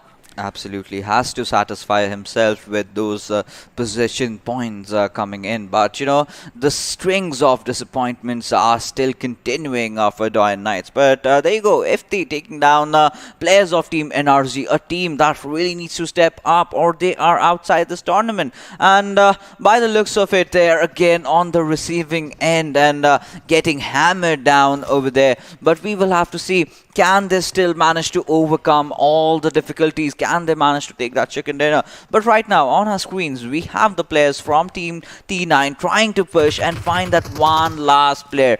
Will they succeed? Only time will tell. But right now, look at this. KS Nax engaging against Team NRZ Hunters. And look at the fight. I think the second knock also did come in heaven. Yeti getting knocked down by Sanhok. And Mini Yeti will definitely be the last member surviving over here. With that, the push has come in. Let's see, can he clutch it out?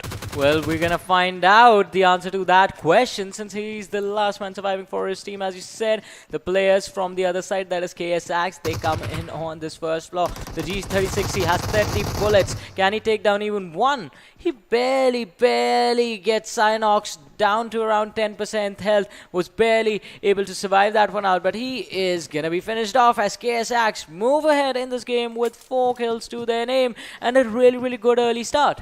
Yes, absolutely. A very good start for Team KSX, who has had their own struggle session lately. Yeah. And right now, this is a respite for them. And for the first airdrop, we have the AUG A3 coming in there with the level 3 helmet, the vest, and also a level 3 bag and a cheek pad. You know, cheek pad is one thing that we really need to talk about.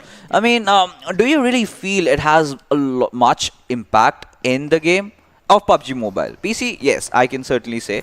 But do you think cheek pad really can change things up in mobile? I mean, yeah, sure, why not? It's those microsecond adjustments sometimes that end up getting you killed, or can be the difference between you taking the knockout on your opponents or you getting knocked out. Because when you're playing at a really high level, like these lads, it is that millisecond of a difference. It is very crucial. I mean, we did just see a player just surviving on a sliver of health and coming back in to get the knock. So you need to have every single point of advantage that you can get. Absolutely, that you know, slight tinge can change things out really. But you know, with DMRs, I love the cheek pad. I mean, that's an absolute must when you're using a 7.62 chamber weapon. But you know, that again brings me to another question. Like, say you are using a Car 98 and you have an option to choose between bullet loops and cheek pad. Which one would you rather go for? Definitely bullet loops. Absolutely. Yeah, I would even go for the same. Yeah, I mean, the reload time on it is like just too long. If I'm stuck in a map of Miramar, I'm surrounded by opponents, I need to take those long range fights, I'm going to spam those shots, man. Absolutely. I mean, that's the best part, you know, with the Scar 98 bullet loops coming in, you can hit those shots. And really, it really does help a lot. But with that being said, a second airdrop also comes in and also has an AUG. I mean, this after DBS is my worst favorite, you know, my least favorite, in fact. It's everyone's least favorite. It's the DBS. You get an airdrop with a shotgun. Yeah, absolutely. Why? Why? I mean, we have seen Luxy doing wonders with DBS. You never know when the shotgun meta might just kick in. You know, a few more buffs, maybe if they, you know, increase the mid-range damage a bit, or maybe add some sort of attachment as really kind of reduces the spread of the shotgun, then I'm certain all these competitive players, at least the entry fragger, would love having one DBS. If the damage gets buffed, I mean, definitely. Damage is already high. I completely agree with that. But it's the fact that it's a spread, I believe. Yeah, exactly. It's the spread that makes it sort of weird, because you have to be really close and really precise with where you're aiming. That's the thing about shotguns. You have to be really precise.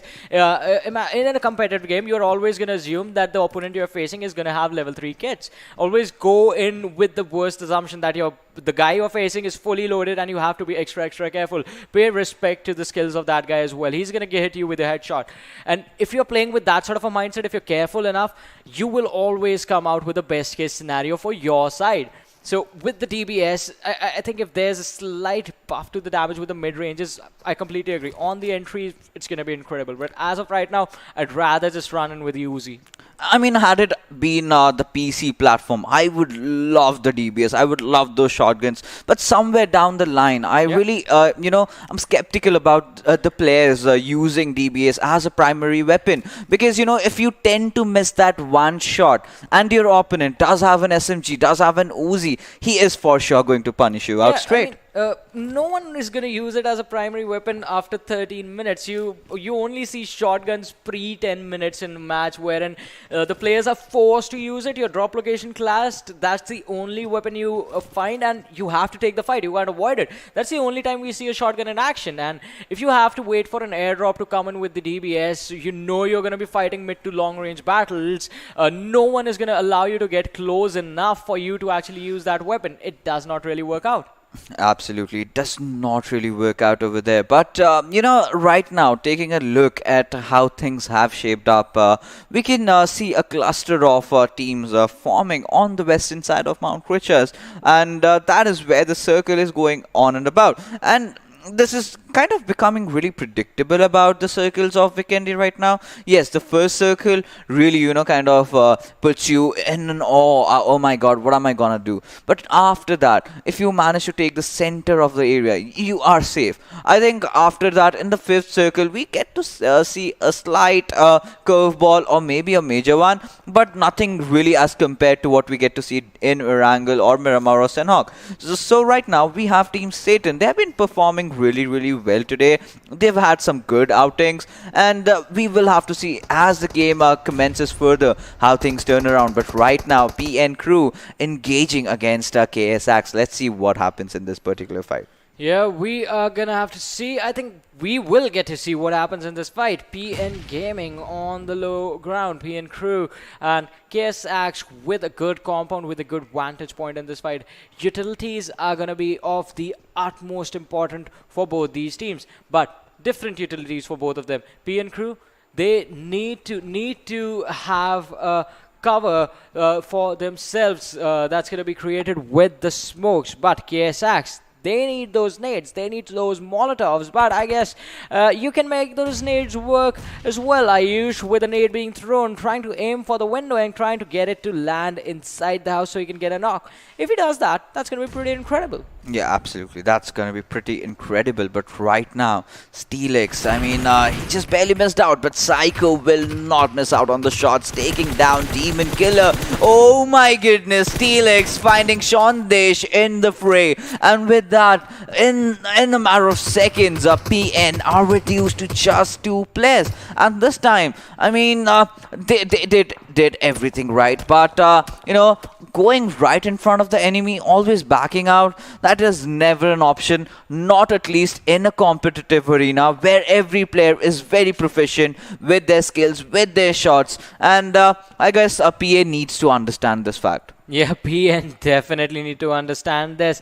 You show your weakness. We did see in the first game of Erangel, we saw those amazing pixel shots coming in. And you have to be really careful. You expose a body part, you are definitely going to be taken out. PN crew, 2 players just isolated, running away. It was a tricky fight for them, but now they're going to have to go full passive just to survive in whatever length this game goes on to. Yeah, absolutely. But we'll have to see how things fare out for all these teams. But, the center being kind of stacked up this time. Team Wolves are having the better half of the circle, and they're a dead smack in the center. But, in Vikendi, we have seen a lot of, different new strats, especially coming in from BTR, playing through the edges. And I really love that strat. Personally, that's my personal favorite way of approaching the map of Vikendi, because you have so many small compounds as a close net to each other. Everyone's like a neighbor, but still they do not shoot at each other. But right now, if let's say the circle rotates around Krichas, so the team that is down south, that is Team DRS, will have an easier time than the teams that are dead smack center. Let's say, for example, HARAME. So now they all have to move out. But well, the circle did kind of end up shifting a tad bit south, but still most of the teams are happy with it. Yeah, most of the teams are definitely going to be happy. I mean, you get a circle on land, so can't really complain about that. But I think one team that's going to be in trouble right now, it's going to be the squad of Gods Reborn. Steel Shot did spot out Gentleman, but the shot's missing at marks. But HARAME on the other side, they take some shots, some damage being given to IR2. He still has a lot of cover with the compounds that he is in, so he's going to be able to survive quite easily. We are at the point in the game wherein players are going to be able to spot each other out, but it's going to be really hard to engage because everyone is so close to each other on this map of Vikendi. Third parties are really prominent, so even if you get a knock, you need to be careful while charging, and you can't charge in with just 2 knocks even.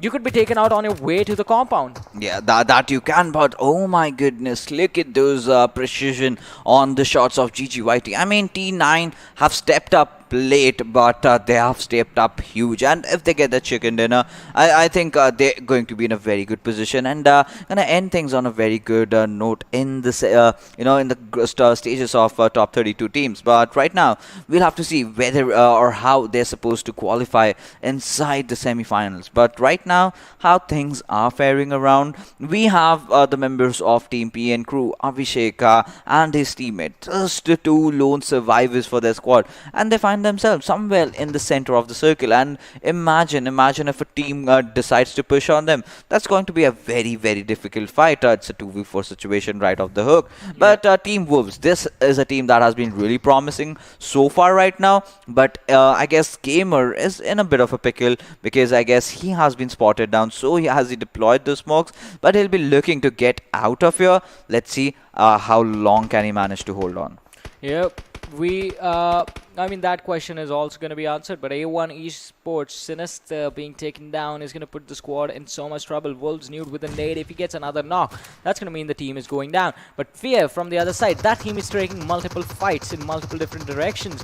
Fear did get a knock for his team. The Molotov being thrown in the same direction is going to put the team of Soulz of BD in a really bad spot. The spray also connecting on the players inside the smoke. Damage being dished out. But apart from that one knock, no other confirmations, no other conversions are going to happen as the players from Soulz of BD actually step behind the cover and are going to be in a really safe position for the next couple of seconds until both the teams, they will have to abandon this fight and run towards the blue zone in the next 40 seconds. Yes, they certainly will have to, and this is a 5th circle. You cannot mess up with the circle. Yeah. You have to bow down, you have to respect it, or else you know what is going to happen if they even make those late entrance into the circle. All those teams that are on the edges, they will be fighting it out. They will not let you enter, and if you are with your Dacia or with your cars or the other vehicles, it's bound to just get blown away. But right now, Soulz of Bangladesh, they have been playing pretty good. They've had a decent outing so far. They're in the top 8 of the standings, but we will have to see as to how they are gonna play. But right now there is a slam man coming in between A1 Esports and High Voltage. Haywalk getting taken down by Steel Shot. Nay7 does respond and takes down Fear in the process. A1 Esports has one player knocked down, but still they've done their job as well. Aussie, he is in the middle of nowhere. He has to somehow get into his nearby teammates and try to, to revive them. But right now, Aussie and Assassin are the last 2 members surviving, and Eskinor was the last man surviving, but will be getting taken down by Team T9. Yeah, the takeout is going to be there as the players get finished off, but A1 Esports, they're not looking to stop in this fight. Even with one player getting knocked down, they still want to be aggressive. Not backing off for the revives, but HARAME against Soulz of BD. Hydra and Dante in the same building as Private. IR2 tried to come in for the support, but he instantly got knocked down by Hydra. Ghatak from the backlines is going to try and provide some support. Private also being taken down. HARAME in a lot of trouble, which is 2 players surviving. That's going to be Nang and Ghatak. Can they take this fight? Can they bring this one back? Hydra on the other side is going to revive his own teammate. Ghatak has the AK in his hands. He has to go for the revive, or he can try and charge in. Goes for the revive, a much safer play for him. But it's going to be a little bit too late because now Hydra, his teammate is up. He's cooking the nade. He's going to try and go for the finish. finish. The nade is going to come in. Oh, barely far enough. Ghatak runs over to the other side, trying to be a distraction, and that gives time for Ayatu to heal up. But Ghatak is in some trouble as he has been isolated from the situation. This is going to be a one-sided fight. Ayatu once again being taken down by Dante with that SMG. And Soulz of BD, it looks like they're just toying with their opponents at this point. Yes, absolutely. And that was a good move coming in from Ghatak, but Ayatu going way out in the open. But Hydra will get taken down, this time from entry from God's Reborn, but Nang will finish Dante off. Ghatak, look at the HP. He is surviving. The last first aid also used up right now, but somehow he will get towards his teammate, will get the revive on, and all thanks to God's Reborn. Yeah, all thanks to God's Reborn, but this time around, we will find out as to how these teams would react to the shift in the circle. Because look at this, it moves up north again, playing with the minds of the players. And High Voltage, they're going to have to figure out how they want to enter this one, because they are being gate-kept really hard by the players of A1 Esports, who have somehow managed to get one of their teammates on the inside. The other three players remaining on the outer side of the circle are just going to look to flank this team of High Voltage. We will have to see right now. Ozzy is going in for those ballsy plays, going in for the airdrop, even despite the fact that he knows that he might be surrounded or someone must be watching, but Assassin providing that perfect cover fire for him, and Sinister will get taken down. Fear knocking down Ozzy as well. So a lot of fights are happening simultaneously. 12 teams are alive, 31 players still alive and still kicking off. We will have to see as to can Team Wolves hold the center of the circle. Right now, Fear is making a move. They want to revive their fallen comrade Ozzy, but is that a possibility? Only time is gonna tell as Stillshot gets taken down by Assassin. High Voltage, these guys are absolutely lit in the map of Vikendi, and they are certainly showing that out yet again. Yeah, they are showcasing their best performance so far. One player being taken out, Ozzy, but they have caused so much trouble for the players of A1 Esports. Assassin, he just needs to charge in, pre-fire on the door, and he can get a finish. He's gonna be so low, and in an instant, what just happened? High Voltage, they got finished off. The players were taken down by the players of A1 Esports, and they somehow managed to survive. The revives are gonna come in, and it was all because of this man, Fear, just being calm and collected in a moment for his team to clutch out that weird situation wherein they were just in a choke point. Yeah, they were in a choke point, but there's one certain thing that the eyes have missed out, because I saw their teammate Kabila from the backlines. He did take another kill as well. So, you know, it was a crossfire that they had formed up, and as a result of that, got that squad wipe. And Hassan are, you know, getting the better out of the members of God's Reign right now. Gentlemen being knocked down. Rules OP, surviving lonely, and he lost all his three teammates starting of the game, and now it's commendable as to how far he has come. 26 minutes of survival, and that too alone. Ayush being a victim to the play zone, and with that PN crew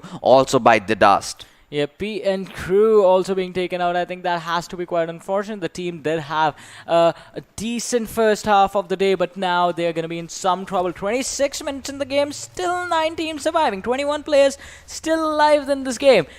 Hey, that's why Vikendi is weird. That's why land circles mean this game is going to go on for forever. The maximum time this game can run for. But yeah.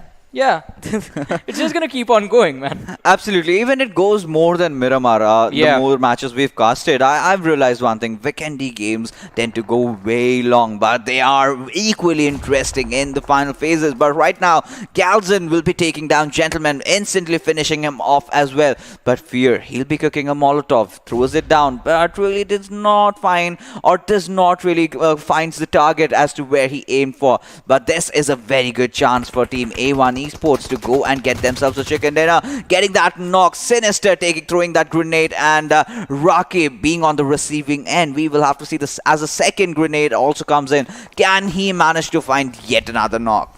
Well, let's talk about this fixtures. AG, the squad of AzraelGaming, they have taken control of the center. The circle is out in the open, and it's going to be the high ground advantage this time around. Like always, like most of the times, that's going to decide basically who the winner is. But at the players from AzraelGaming, they're going to have to be really, really careful, and they're going to have to worry a lot about the players from A1 Esports who are right next to them and on the very edge of the circle. We will have to see what happens to them right now. But Team Wolves, they had the center of the circle just before this just before the sixth circle. But right now, they find themselves on the edge, and somehow they will have to enter inside the circle. But right now, Steel Shot will be taking down players of HARAME, and down they go. But the trade-in comes in. AzraelGaming really living up to their names, the angels that they are.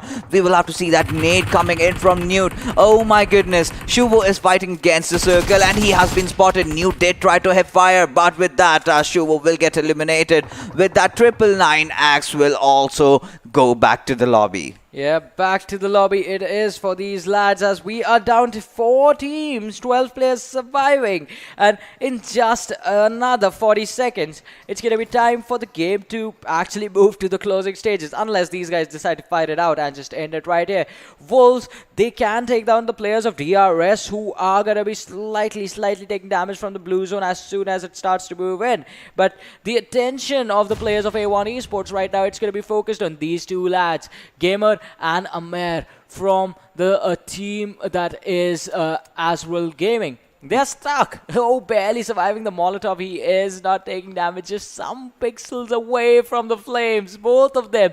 They only have this one rock for cover, and if there's just one nade that lands perfectly, they are going to be out of the game. And as I said, DRSGaming, they're going to be in so much trouble. Wolves have spotted them out. The finishers are coming in slowly and steadily. Just one man surviving. That's going to be Neva. But AG is also going to be taken out. So we know how the final fight is going to happen. It's going to be A1 Esports versus the players from Wolves. Yeah, and that's just 2 teams. A perfect 4v4 fight right now. Yep. And A1 actually has the chance to bring it home, get the chicken dinner for themselves. We will just have to see how they are going to go for it. And Newt has been taken down. It's a 3v4 scenario right now. Can he get revived at the right nick of time? Because the members of A1 Esports are going in for the push. And there goes the shots. Can he manage to find another knock? No, not yet. Right now, it's a very, very tough situation as he tries to peek out but gets taken down. And with that, Kabila trying his level best to hold on. But can he? How long is he gonna do that? He's got those 4 first states for himself. But with that, the match has ended. Oh my goodness, that was close. That final fight, it wasn't close at all, I have to say. A1 Esports, they just ran through the players of Wolves. Well, yeah, I mean, they got those initial 2 knocks, and after that, it was pretty much open for them. They just could easily make that push. But we have to give the ups to Team Wolves this time around. The way they handle themselves, getting themselves into the top 2 position, that's not a small feat either. But yes, A1 Esports finally getting their hands on that chicken dinner. And in what fashion? They have been aggressive right from the start, having those crossfires, engaging with each other. They did everything absolutely right in this map. Yeah, they performed perfectly. They got a lot of few kills as well for themselves, so that's going to give them a boost in the standings. But it was an important game for these teams. As I said before the game, this was the last game for the group stages by the teams that are in Group B and D. So it was C and B. So we will be looking at the MVP from this match, and we will be seeing how the teams actually performed and how the individual player performed as well, and who is going to be the MVP. It is going to be the player from DRSGaming, and why not? The team had an amazing performance. But look at the damage, Johnny. 1048. Players are absolutely being abysmal today with the way that they are playing. 4 kills, definitely. Okay, that's something we see generally. But the entire day, we've seen a lot of players having those individual plays. A lot of damage is being dished out. 28 minutes of survival time. 6.75 kilometers.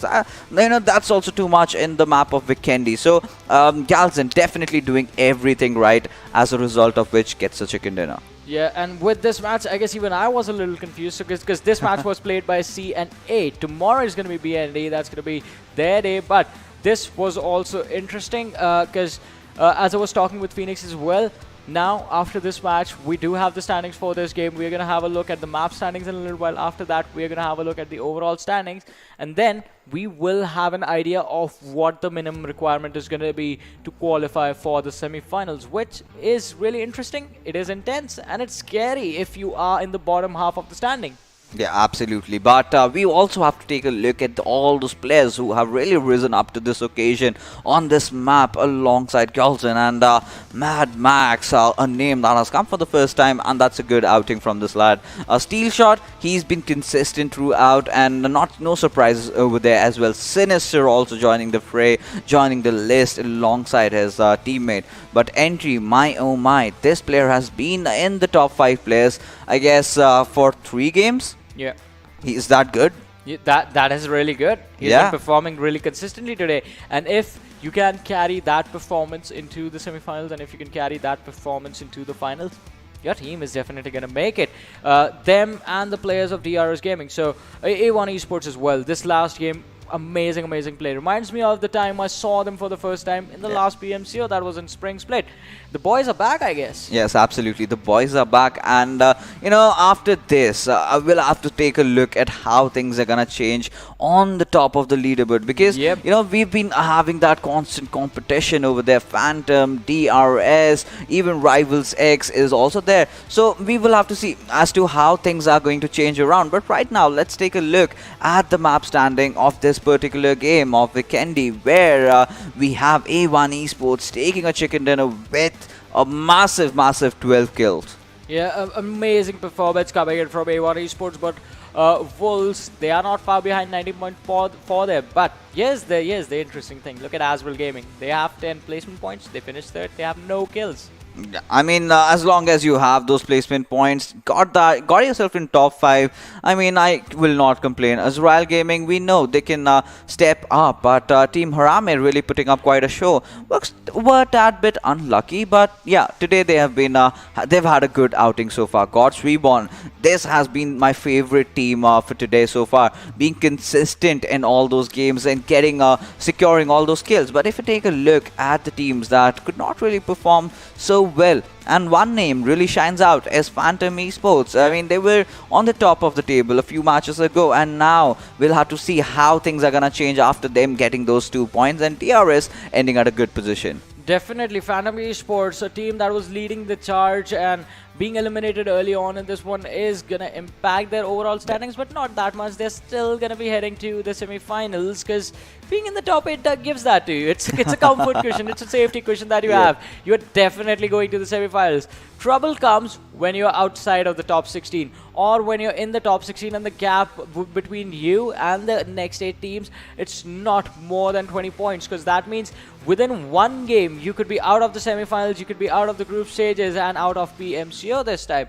So we're gonna have a look at as to how the situation looks like in the overall standing. But for now, let's have a look at the kill leaders and see the players who have had an incredible performance so far in this tournament. Well, if you take a look, we have Mafia Ninja really keeping up with the lead with 29 kills. And now Entry has actually taken an entry, literally speaking, into the top 2 and is sitting with 24 kills. And if he continues to maintain this run, he might be the next big thing from South Asian region. Well, that's going to be an incredible performance, because so far he has been really impressive. Evil Eye, Sinister. So we have 3 veterans in here, joined by 2 new young lads, and they've been performing incredibly. Mafia Ninja, he is outstanding indeed, but as you said, Entry, the way he performs in the match, the damage showcases that he has been putting in the work to get those kills, and he has been performing outstandingly. So we can say the same thing for Sinister and Rafat as well. They have been putting in a lot of pressure on their opponents with the amount of damage they dish out. And as we move on to the next out of the standing, we do see Glycin from RisingNepal. Then we have Dante from Soulz of BD on the 7th, followed by Amer from Team HARAME. So we do have Hungry Box and the lads being taken out, but they weren't playing today, so they're going to be stepping into the battlegrounds tomorrow. Right now, 6-9 is going to be in the top 10 players in the kill leaders, and so is Hydra from Soulz of BD.